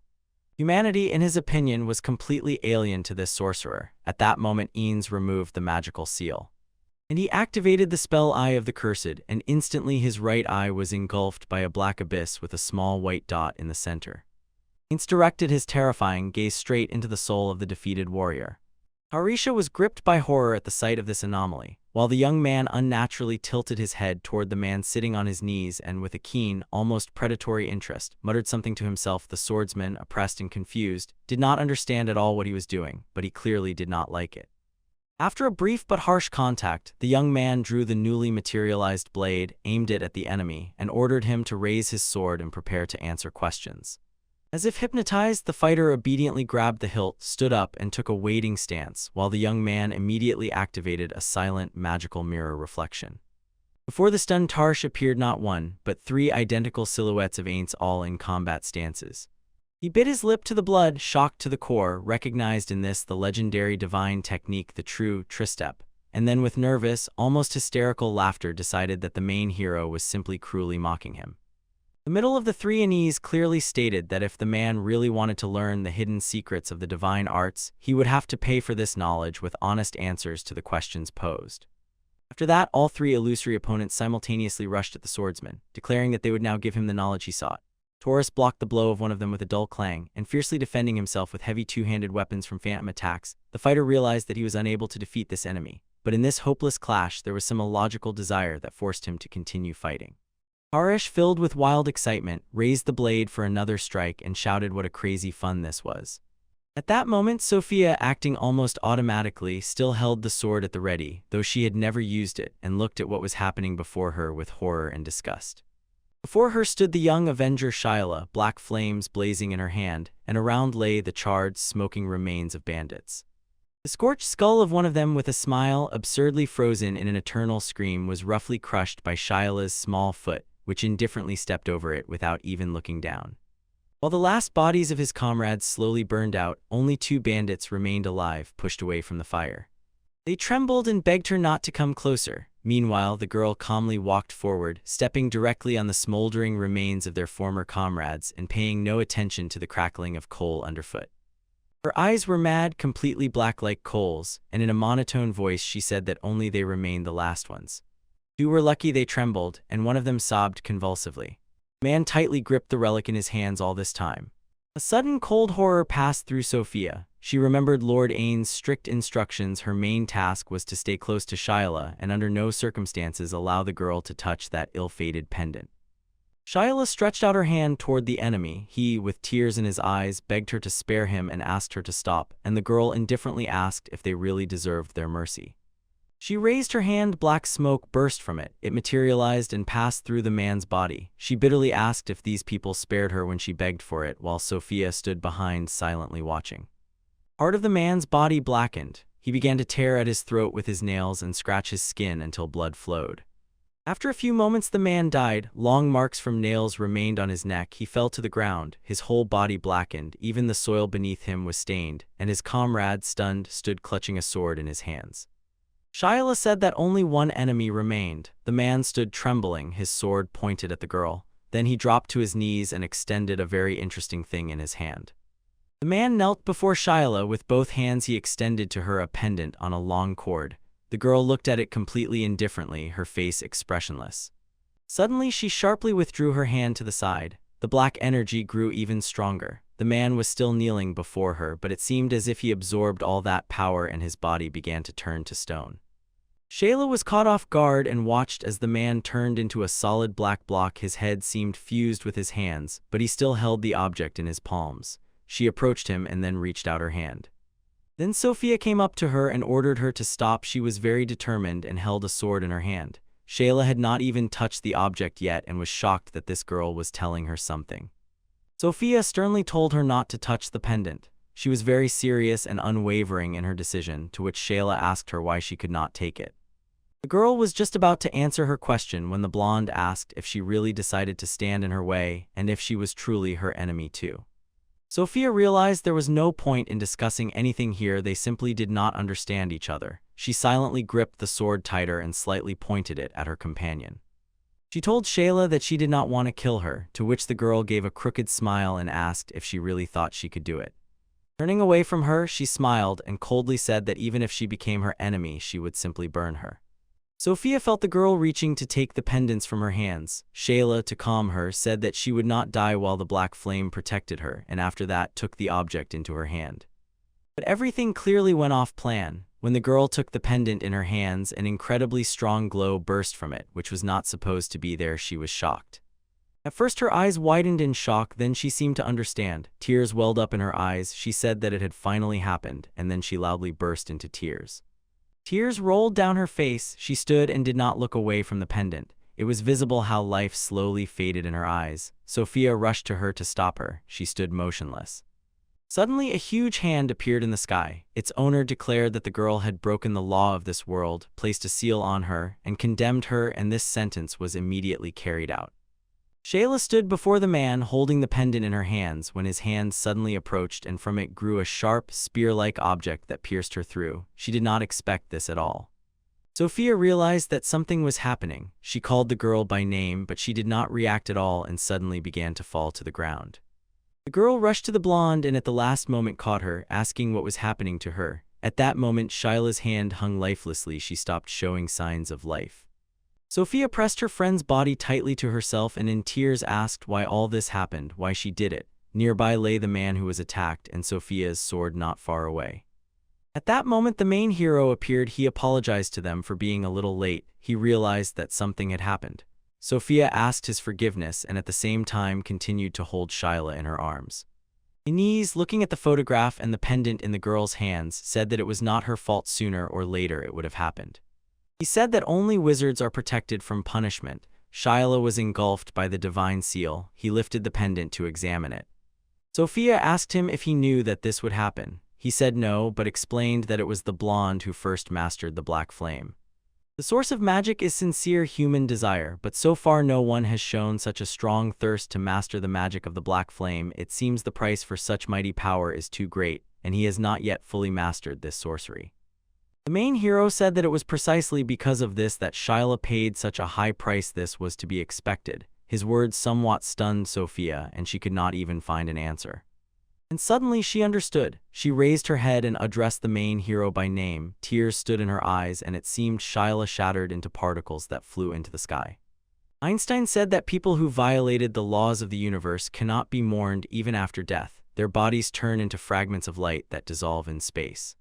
The main character said that if you think about it, it is quite a good death, and at that moment Sophia tried to touch one of them because they looked unusual.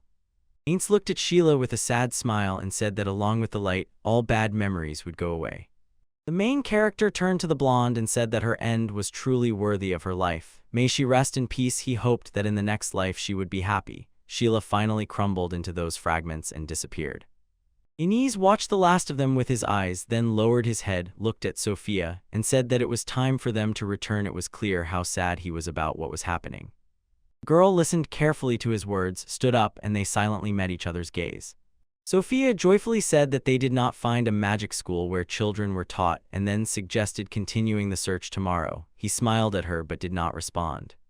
Sophia said that today was very stressful. He agreed with her. She asked if that girl was related to that fire, and he replied that indeed she was not guilty of anything. Suddenly the girl noticed something, turned to the protagonist, and tried to say what she saw. He replied that this pendant was given to him by Sheila, the girl from the slums. Sophia was surprised by these words and asked if he really remembered her name. He smiled and called her such a charming girl, to which Aints raised an eyebrow and asked who she took him for, adding that he knows how to remember people's names. The girl asked the main character if he was tired, and he, without turning his head, answered affirmatively and said that he was very tired. Sophia said that there was still plenty of time, suggested taking a walk before dinner. He replied that she needed to learn to cook because she also had to help, and Sophia got angry.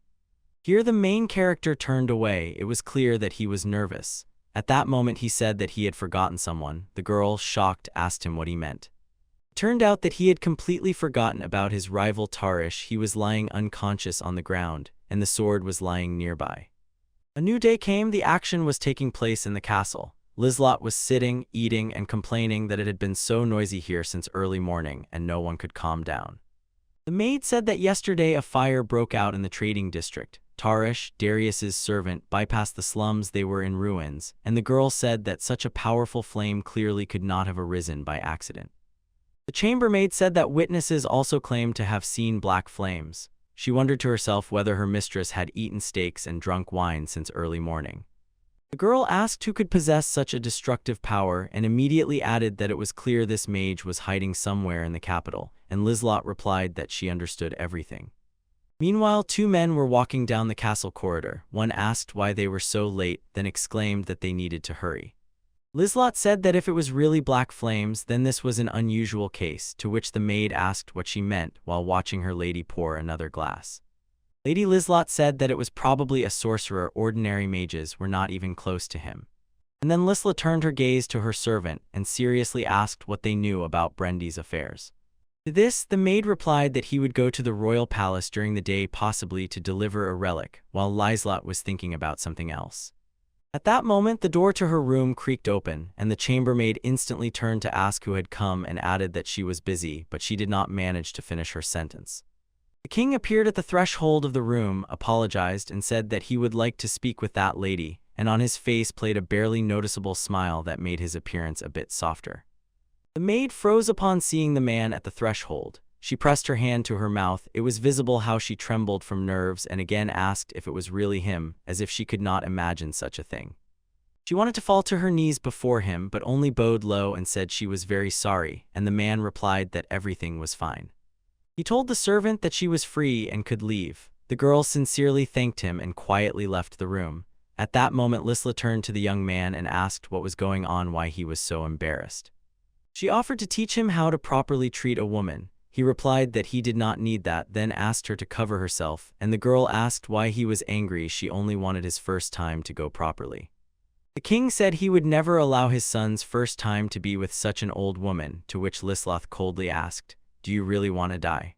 The man said he asked permission to ask first. He asked her if that black flame was not magic but sorcery. He looked very serious. Liz immediately replied that it was true, but there was no need to worry. The wizard who summoned that flame was no longer in this world. Both men froze in shock, and the younger asked what she was saying. She replied that there are certain restrictions for wizards. The black flame is one of them. If a wizard breaks this rule, only death awaits him. The lady said that this wizard had already received his punishment, then turned to the men, ordered him to sit better, and asked them to leave her servant Maureen. The girl bowed and closed the door. Lisloth said that as far as she knew, Ainsama did not possess such magic, nor did his assistant. She said, in other words, this was a new wizard. Although rarely such a thing could happen, probably the main character was also capable of this. Lancelot added that the relic could have influenced the restrictions of the Black Flame, and Marquis Kansas decided to bring them this relic. This was clearly not a coincidence. She said, in other words, Ainsley created a new wizard, and there is no doubt about it. The king quietly laughed and said that he understood everything. Lancelot asked him why he simply didn't call Ainsley and ask directly, and he replied that maybe it was not yet time, otherwise their captain would not have calmed down so easily. The king, hearing her words that the wizard was no more, reassured everyone there was nothing to worry about. Then he added that between the Sobi and Brendy houses there was still one question that needed to be resolved. Lancelot smiled and said that they had taken it up again, then asked what had happened this time. The king said that the main character made Tarish, who served in the Sobi house, his servant. The man scratched his forehead and said that he was nothing but trouble. Lancelot immediately paused a little and asked him if he really said that the boy made someone his servant. The younger one said that at first Sophia said she was his faithful maid, and now Tarish said the same. The Sobi family is preparing to go to court. The boy said he did not understand why the main character made him a servant. The king scratched his head and said that he himself did not understand it either. Lancelot realized that this was bad. Her appearance revealed the full seriousness of the situation, and she asked them to be silent and listen carefully to what she had to say. If they think and remember her words, it does not matter who it is, a commoner or even an entire country. She added, maybe no one will survive the night. Her words shocked everyone. It was unexpected. The king said he understood everything and asked how he should explain it to the Sobi family. At that moment, the girl flared up with anger. She told the king that if the family did not calm down, they could simply be forced to be silent. Then she sat down and began writing a letter and said she hoped for his help. Lancelot said she would leave her signature only on the paper, and everything else would depend on the man. The king took the paper in his hands, read it, then apologized to her and sincerely thanked her for the help. After that, Lancelot recalled her words about murder and asked if she could kill him right now. At that moment, the man slipped out of her room like a ninja. She was surprised by his action. The girl said that the king was impressively fast for his age. At that moment, she heard someone apologizing to her. She immediately called Harold by name. Lancelot asked him to look after Kirsch. If this guy suddenly lets her down, she might accidentally end up in the eye of the storm. Harold said he understood the task, went to the exit and left, closing the door behind him. At that very moment, Moraine returned to the room. Lancelot turned to the maid and asked if she knew about the holy relic. The maid answered affirmatively. She explained that they were usually worn by kings or heroes, but she had heard that Brandy's relic was a bit different. Unlike magical stones, it can generate mana endlessly. Lancelot asked her if she knew why the relic was capable of this, but the maid replied no. She suggested that it might have happened because it was once owned by a great man or by the will of higher powers, to which the lady replied no. Lancelot whispered that it was connected to those who could not leave anything in this world after their death. A part of their soul remains here, in the world. For example, heroes stuck in darkness, or kings greedy to madness, anger, people driven insane by blood. Although they have beautiful names, if you look into the essence, there is only madness and cruelty. The maidservant was frightened by her words. Lancelot, looking at her, said that he probably succumbed to this madness inside the relic, so she should be careful. Lancelot said that they say, the limitation of the black flame is the prohibition of shedding tears. Later in the castle, at first there was light all around, the sun was shining, the weather was wonderful, but literally within a few moments it hid behind the clouds and everything became dark. Lancelot continued sitting in the living room at the table, looking ahead and thinking about one of the relics she often heard about, the beginning, written by Ainz. She wondered if he knew that his book stands out among all relics. They said it contains such powerful magic that an ordinary person, just by taking it in their hands, would either go insane or die. After that, Lady Lancelot began to remove all her clothes. The dress softly slipped off her shoulders and she remained completely naked. She mentally asked Ian what he saw during the journey, what madness still haunts him, what ending of this story he wants to see. These questions troubled her. After that, having done it nonetheless, it went to its bed and carefully sat on the mattress. Madame Lancelot lay down on the bed, tightly wrapped herself in a blanket, and thought about when her lord would come. Events shifted a little earlier. The main hero and his comrades stood before the bed on which Tarish lay, all wrapped in bandages. Two people who had not been on the battlefield looked stunned how this boy ended up here. They asked Aints if he really meant that this was the same servant of Darius Subai, and he answered affirmatively. The main character said he wanted him to serve him, and everyone began to ask what he meant. They had heard about it for the first time and even doubted if he was sane. Sophia was the most shocked. Aints said he had already made a decision. The head of the Brendi family asked if he had informed the Subkai family about it. The boy replied that he had not informed them yet but hopes the man will help resolve it. The main character closed his eyes and told Mr. Kansas that he knew everything about how much time had passed. The man was genuinely surprised by this. After that, the conversation died down. Kansas sank into thought and felt that everything was clear to him, so he had learned everything. Ein stated that he is not interested in politics at all. Even if he wants to use that guy for his own purposes, he does not care, but there are still some things he needs to understand.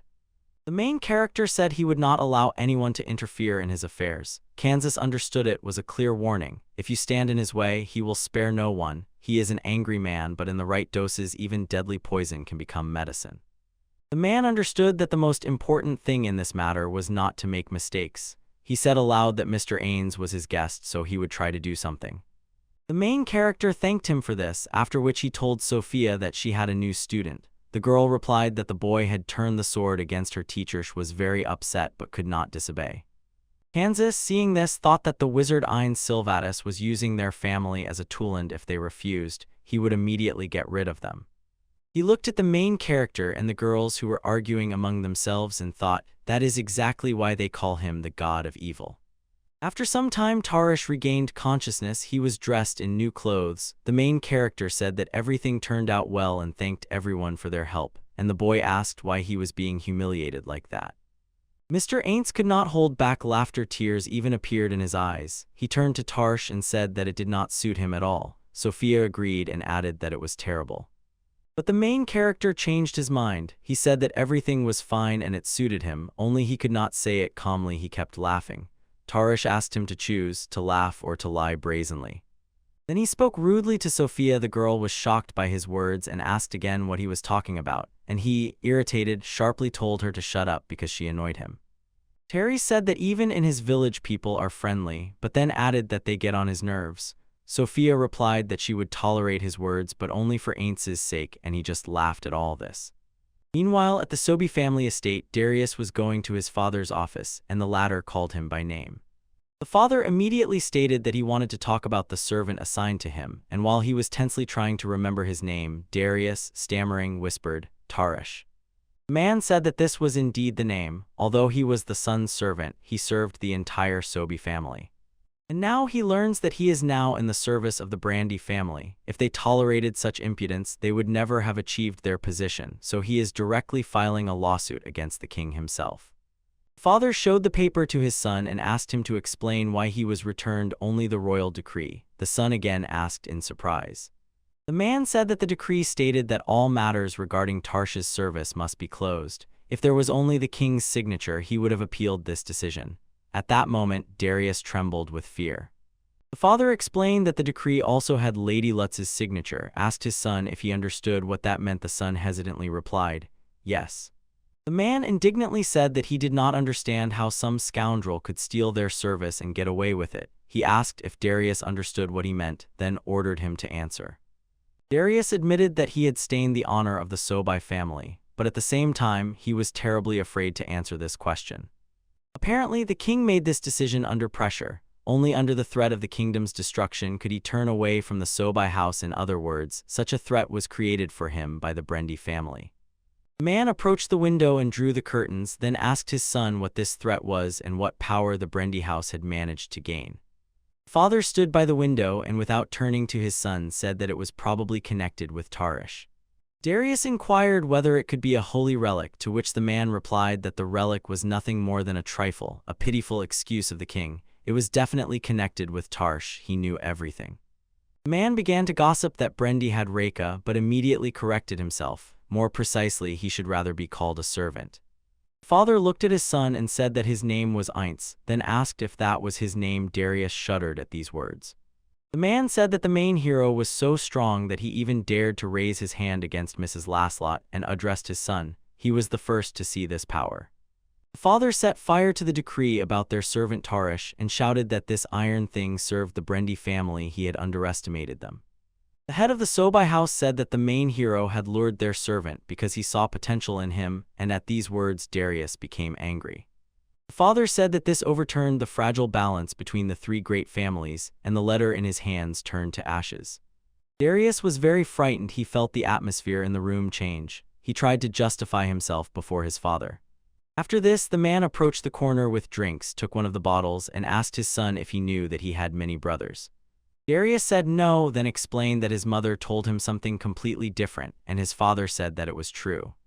He poured himself a shot and said that all his brothers lived very short lives, to which the other man asked, "Why did that happen?" At first, Darius did not answer. He was thinking about his words. Then his eyes widened in shock, his body trembled slightly, and he said that it was all because of a curse. Father laughed loudly at his suggestion, then said that yes, it was a damn curse. Then the man approached the wall with photographs of people and said that for the entire Sobai family the concept of a short life does not exist, and at that moment his face changed and his pupils became completely black.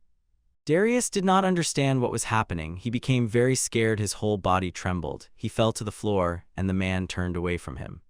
Father calmly swallowed from his glass, looked at the photographs, and chuckled. The eyes of the people in them seemed to have gone mad.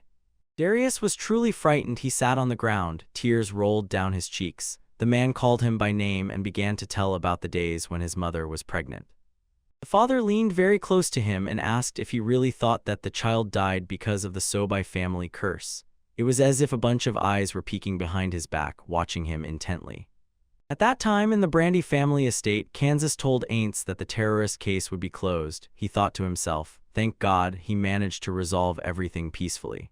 Protagonist smiled at him and said that he was grateful to him. After that, the boy turned to Tarish and said to be grateful he lived so well only thanks to him. To this, Tarish replied that he was satisfied with the crumbs that the Sobai family gave, and Sophia got angry. Kansas told Ainz that the exam results would be announced very soon, and then asked if he could help Rieka a little more and continue to accompany her as a servant. The main character pondered, recalled past events, and said that, as far as he could judge from the examination, she did not need his help at all. Ainz said he would decide only after finding out what they teach there. Rieka said that the food in the academy cafeteria was extremely delicious. The main character immediately perked up and asked if that was really so. Kansas gladly replied that in his student years the food there was simply wonderful. Children of aristocrats often came there, so the standards were extremely high and all the places literally flew away in seconds. The main character salivated, was inspired, and said that it was very interesting. It was obvious that he wanted to be there. Ainz said that he was interested to find out how ordinary students master the basics of magic, so it would be good to talk to them directly. During the walk they met only Tarish, whom Sophia compared to a stray dog. The main character laughed and said that he was looking forward to when a conflict would start between them, after which he added that he agreed to accompany Rieka to the academy. Kansas said he was glad to hear that. It was visible how he sighed with relief. Rieka said that she would really be able to command an ease again, and at the same time smiled slyly. The main character began to get angry because of this. Rieka laughed. Tarsh asked if they had really become servants of a servant now, to which Sophia retorted that he should not be so confident, he was just a servant's servant apprentice, and everyone laughed. At the same time, in another manner, there was a knock on the door, and the commander allowed entry. It turned out to be his subordinate, who apologized for disturbing. The man did not even look up at him. He was busy with papers, filling them out by hand. He asked the newcomer what was going on. The subordinate said that a letter had come from Sophia, and the commander instantly came to life. He asked again if it was really from her, wondered why she had not written for so long, then thanked him and let him go. When he reached for the letter, his hands suddenly ached with pain. He said he had been sitting with papers all day. It was time for him to take a break. Sophia wrote in detail that the main character finally learned the whole truth. The man thought that, it seems, Ein Samak learned everything. The main character began cooperation with Marquis Brandy, and the commander simply froze in amazement. Ein Sama always kept aloof, and he did not expect that he would open up so easily before him. It seemed to have deeply moved him. The original Immortal Witch caused a real avalanche of copies. The kingdom's magic is developing much faster than the Empire could have imagined, but it seems the hero has discovered where a few more originals are kept. Marquis Brandy became an ally of Ines, and numerous paths for political development opened before him. The balance of power clearly wavered. The commander tensely wondered what move the head of the Subby family would make and sincerely hoped that he would not declare war on Lord Aints. The commander immediately laughed at these thoughts and said that it seems they will soon face many events. The royal family and the Immortal Witch leave so much unknown darkness in the Subby family that he literally imagined all these people before him. And then he introduced the most powerful wizard, Aina Silvetus, who formed an alliance with the Brandy family. Now they are the three most powerful forces in the kingdom. The commander thought for a long time and realized, very soon the kingdom would be covered by a real storm. Night fell, and above the Sabi family mansion, particles of magical energy seemed to fly white, like shards of glass. At that moment, Darius was sitting at the table, resting his head in his hands and repeating the same question to himself several times, thinking about what he should do. He remembered his father's words, their lives are valuable, and he did not want to kill in vain, but when his mother became pregnant, he had to act. The man's face twisted with strange emotions. He no longer looked like a human. Then he asked if Darius really thought the child died because of the Sobai family curse. The boy shuddered with fear, folded his hands in front of him, and thought that his father was definitely serious. At that moment, a voice sounded behind him. An unfamiliar girl quietly asked if he was cold, and approached so unnoticed that he shuddered with fear.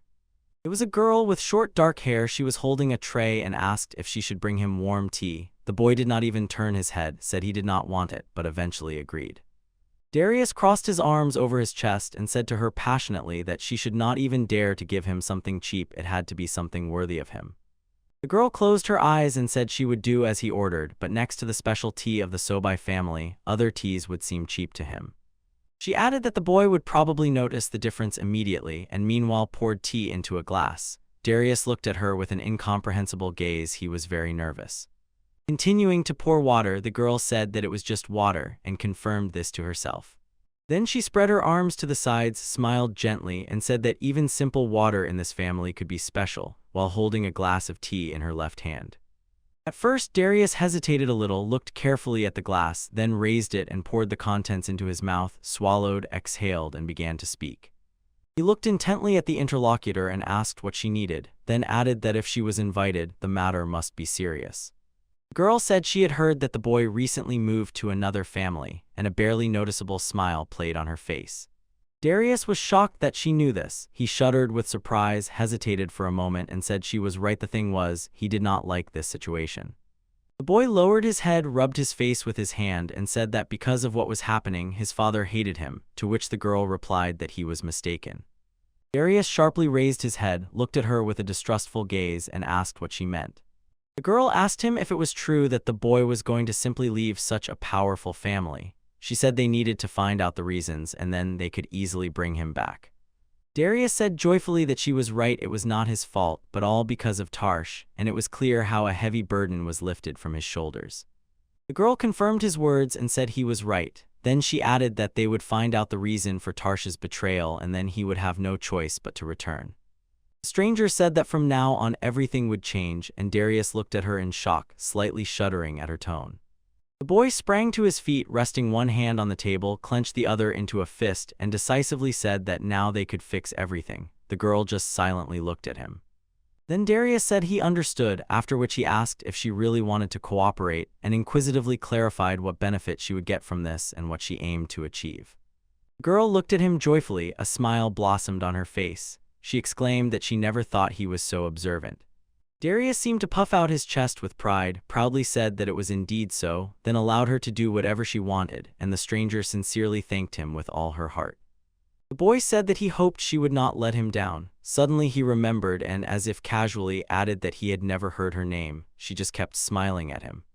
After his question, she slightly lowered her gaze, her pupils seemed to darken. Then she stood up and asked for permission to introduce herself, placing her right hand on her chest.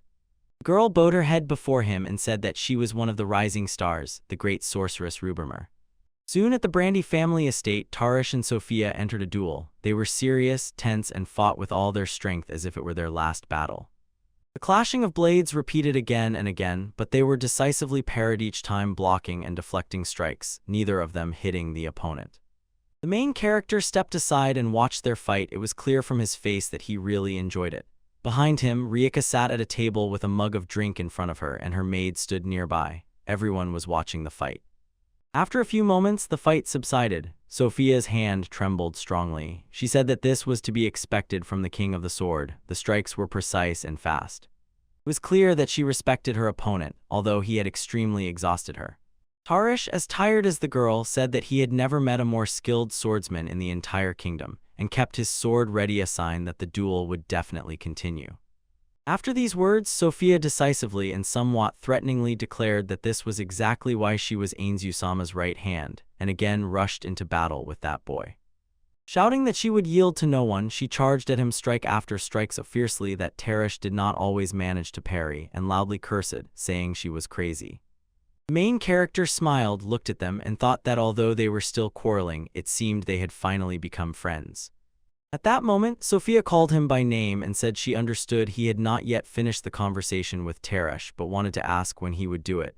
Minds at first did not understand what she meant. The girl looked at him fiercely and asked if he wanted to put him in her place. The main character immediately objected and firmly answered no. Inez smiled and explained that the boy's magical abilities directly depend on his level. This answer surprised both Sophia and Tarish himself. The hero explained that Tarish developed not according to the system they were used to, but according to the imperial rank system, and at that moment both listened to him attentively. Ainz's face became a little focused, and he said that it was very difficult for that boy to understand the principles of magic. Tarish agreed with his words and admitted, although it concerns divine arts, he still did not fully understand them, and it was clear that this did not satisfy him. The main character slowly explained, there is a great chasm between magic and fencing. If swordsmen go forward, then mages remain in the rear. Sophia explained that these are basic tactics. Swordsmen fight on the front line and mages cover them from all sides. Then the main character asked them what would happen if a swordsman could use magic, and at that moment the necessary magic cluster had already formed in his hand. After that, Ian suddenly raised his hand in front of him, and a rather strong flash of magic burst out from it, passing by the girl. Sophia looked stunned and wondered if he could really do this with just a snap of his fingers. Tarish silently watched with a blank face, and Rieka thought he was as usual. The main character seriously said that, of course, it is important to master silent magic, and at that moment with a stern expression, he shared important things about magic with them. Ainz said that he could teach the principles, but everyone has their own learning speed, so Tarshu would find it difficult to quickly master magic. Sophia smiled broadly and said she understood. It turns out she is a real genius, but the main character replied no, and she thought to herself that it was cruel of him. Tarish interrupted the conversation, closed his eyes, and said in a calm tone that, in his opinion, he had already mastered this martial art. When he opened his eyes, his whole body stiffened with tension. He said angrily that he would soon be able to finish off that vile man. Ainz said that it seemed the man still had a few matters left, to which he replied that he did not want to talk about them. Then the main character, looking him straight in the eyes, said that he did not care about his goals and past. The boy, like Sophia, was stunned by his words. Ainz smiled sweetly so that his eyes narrowed to thin slits and said that if he had such a skilled knight on his side, he would be satisfied with anything. Night fell, countless bright stars shone in the sky, and the head of the house, Brandy, Kansas, said that the results of the entrance exams would be announced tomorrow. Everyone sat at the table and had dinner. The leader again emphasized that it had finally happened, and then asked the main character if he would go to find out. At that moment he was eating. Ainz said that it was clear Rieka definitely passed the exams, to which the girl replied that if he kept her company this time, she would buy him anything he wanted in the cafeteria. The main character's eyes suddenly lit up. He promised that the girl could count on him. Sophia replied that she had received money from the commander and could treat him too, and it was clear that she was not happy about it. Ainz calmly said that she was right, it was true, but this time Rieka could offer him more, so next time they would go together, and the girl was deeply upset. Rieka addressed her maid, calling her Leaflet, ordered her to wake the main character tomorrow and allowed her to use any methods. The maid willingly agreed and bowed. After some time, the main character got up from the table, said he was full, and thanked for the food. Sophia got up after him. Rieka addressed the man and said that they would see each other later, to which he replied, calling her by name. The man gave her a sidelong glance and asked her to stay a little longer. He looked very serious. Even the girl herself was surprised. At first, Kansas was silent, then, closing his eyes, he said that it seemed His Majesty understood who I really am. Ames. Reika was surprised by his words. She thought that in front of that audience he behaved that way for a reason. Father interrupted her and said she was right. Even the prince and the prime minister knew what was going on. But it seems the princess was told nothing at all. Kansas guessed that they might not want to tell the girl the whole truth. The head of the family addressed Reika and said that in that case she should continue to be friends with the princess. She smiled and agreed with him. Reika said she understood everything perfectly, after which she asked him not to worry because she herself did not want to put Kirsha in danger. The answer satisfied the man. He said everything was fine and added that she could go. The girl replied good night, after which he left the living room. Reika felt, even without knowing who Aints really is, being near him is still dangerous. Father should understand this. After that, the girl smiled and thought that in any case she was sure the prince would definitely be able to protect Kirsha. A new day came. The sun was shining brightly outside the window, and a maid named Leif entered Aints's room, saying it was time to wake up today. He had to go with Lady Reika. But there was no movement or sound from the bed. The girl froze for a few seconds, then called him by name again. The man continued to sleep peacefully in bed. He muttered something quietly without opening his eyes, just to react in some way. Leif said that the gentleman promised to take Rick to the Academy of Magic, and her tone made it clear that he definitely needed to get up. The main character again did not react at all. He just lay in the same place and mumbled something completely incomprehensible. Leif felt that she had no other choice. She would have to listen to Reich. She addressed him by name and admitted that she had been hiding something from him. The girl said in a serious tone that she actually also has magic, and everything looked as if she was telling the truth. The main character instantly jumped onto the bed and threw the blanket aside, asking her excitedly, "What are you saying? Do you really have magic?" To this, List calmly replied that it was not so. She said it to awaken his keen interest, and he immediately stood up. It was clear that he was obviously dissatisfied with what was happening. After that, the main character wrapped himself in the blanket again, said that lying is bad, asked for another hour, and wished her good night. The maid said that Aints leaves her no choice, after which she rushed to him and sharply tore off the blanket. The girl pulled it towards herself, then immediately started on another bed linen. Everything happened very quickly. It turned out she stripped all the bedding from the bed, pushed a few things aside, and simply threw the blanket away. The main character stood stunned by what was happening. The maid looked at him and asked what he would say now, then smiled and added, "This is my special magic, the power of the maid." The main character looked at her with admiration in his eyes, which clearly confused the poor girl, and then he yielded and said that he would get up now. After some time, Sophia, with tears in her eyes, asked him why he was leaving her again, but Tarsh, on the contrary, closed his eyes and said that it was all too troublesome, so he would not go anywhere. The main character went out through the gates of the estate and ran up to Reika, apologizing for being late. She smiled and said that she thought he would oversleep, then added that her advice seemed to have been needed by the maid. Aints immediately asked her if she really advised her to act that way, then said that she plays dirty, and Reika replied that at least Leif managed to get him out of bed. The hero said that this was real magic, and also that Leif struck such a cool pose that he even tried to repeat it. Reika said she was curious to see it, and the maid was clearly terribly embarrassed.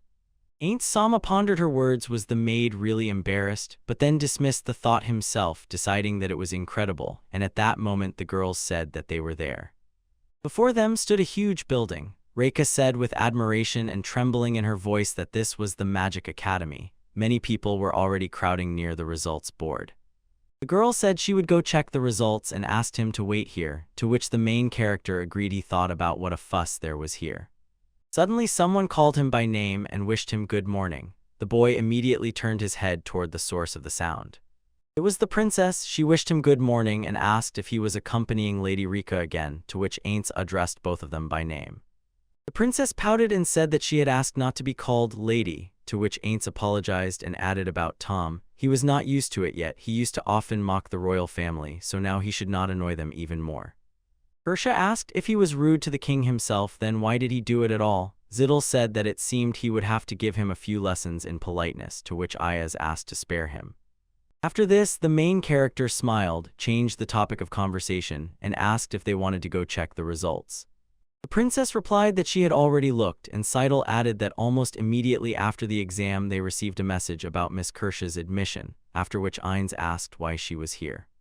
The princess smiled kindly and said it was simple. She wanted to see her name with her own hands in the results table. It was clear that Irons actually did not believe her.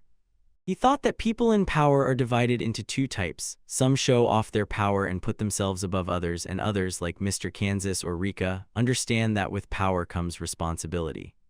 The protagonist thought about the princess and with relief understood. Kersha was clearly from the second group of people. At that moment, Riker ran up to them, joyfully called the princess by name, and she said she was very glad to see her. Kersha wished her good morning, they held hands, and the girl asked her friend if she had seen the results, which class she got into. Riker said Class A, and the girl replied that she was also in the same class. After that, the girls happily hugged, happy smiles shone on their faces, and they shouted that now they were in the same class. The girls happily said that today was a wonderful day and how happy they were to have met exactly today, to which Seidel replied that he was glad to see that Lady Rika had also come. The main character smiled. It was clear how proud he was of himself. He proudly said that it was natural because he had trained her personally, and at that moment Rika called them, offering everyone to have lunch together. Ainz asked her to stop. The princess said that her mouth was watering. Everyone laughed loudly. Zadel said it was a great idea and then asked permission to talk with Ainz. Soon, using a communication device, Seidel contacted His Majesty and asked for permission. On the princess's advice, they decided to go to the restaurant. After some time, dishes appeared before them on the table that looked incredibly appetizing, like a royal presentation: fish, meat, and various drinks. The hero thought that he had a great time, conversations and delicious food, and then a few days passed. In the Brandy Reka family estate, she came down the stairs and, smiling with happiness, told her father that she was leaving. Kansas wished her a good day, then turned to the main hero and asked him to look after his daughter, to which he said there was no need to worry. Sophia warned Ainz to be careful. Tarish sighed and said he hoped for a calm day, otherwise problems would arise again. The house owner thought to himself that he completely agreed. The main hero and Reiko were walking down the street, already approaching the academy gates. The girl said with excitement that from this moment her new life at the academy begins. They were walking to the building when Ainz asked the girl if she knew where Class A was, and she answered affirmatively, but suddenly the boy noticed something. The main hero looked around and saw that clusters of magical energy were swirling around, so many that even he could not contain his surprise. Reika turned around, noticed that Ainz had fallen behind, called him. He responded and apologized. The main hero thought to himself, this is a magic academy, there should be traces of magical energy everywhere here, and he followed the girl to the school building. Reika decisively opened the classroom door. Several boys were already sitting there, scattered chaotically throughout the room. The main hero asked her where their seats were, and she replied that they needed to looking at the paper. She said that they would have to go all the way to the very top. Rising up, Ainz noticed how long these stairs were, and Lady Reika just threw at him, "Stop complaining already." As they were climbing up, the other students instantly noticed them. One of them called his friends and loudly said, "Look at them closely." They said it was Rika who passed all the exams with excellence. Someone added that she also demonstrated silent magic, and a third, stunned by this, asked if they were serious. The boys shouted loudly that it was cool, and the girl walked on, mentally reminding herself not to forget it was the Ions who taught her all this, so she shouldn't become arrogant. Still, she was pleased and a blush blossomed on her face. Having climbed up, Reika noticed that Princess Kersha was sitting there. She immediately joyfully called her by name, and she smiled in response, wishing good morning. Reika said that they not only study in the same class but also sit next to each other. Kirsha replied that they were definitely lucky, and holding hands, they beamed wide smiles. At that moment, Reiko wondered if this was really the prince's prank, and the prince himself, as if sensing that they were talking about him, sneezed. At that moment, the main character asked where his place was, and he was told that the escorts should stand nearby. Then the boy got indignant and asked if he really couldn't even sit down. Ainz started whining, saying his legs were completely exhausted, and even the prosthesis on his left leg was beginning to crack, and Reika sternly whispered to him to be more serious. He could stand next to Zadel. The main character began to whine that he was not even allowed to sit, then turned to his fellow sufferer and asked if he was okay, to which he replied that he was already used to it. Einstein sighed and said there was nothing to be done, he would have to make himself a chair. Ziddle was surprised by his words. The boy stomped his prosthesis on the floor. After which, right before their eyes and the eyes of everyone present in the room, a huge throne appeared. Ziddle even shuddered with amazement. His friend in misfortune froze in shock. The princess blushed because she saw the main hero in action again, and Reika on one hand was proud of him, on the other understood that they attracted too much attention. Ein sat on the throne and declared that this was much better. Seidel was shocked by his act, and the students instantly burst out with questions. What is happening? Is this real magic and without any spell, or is this some kind of joke? Seidel thoughtfully wondered if it was alchemy. The main hero was showing strange skills again. He really never ceased to amaze him, and a smile appeared on Seidel's face. Reika, on the contrary, was a little worried about her escort's antics. She said that somehow it didn't even surprise her, and then asked Aze to at least make the chair a bit more modest. The princess admired it. Her cheeks flushed with a blush, she clasped her hands in front of her and thought about the main hero. He leaned back as much as possible and thought that he could finally take a little nap.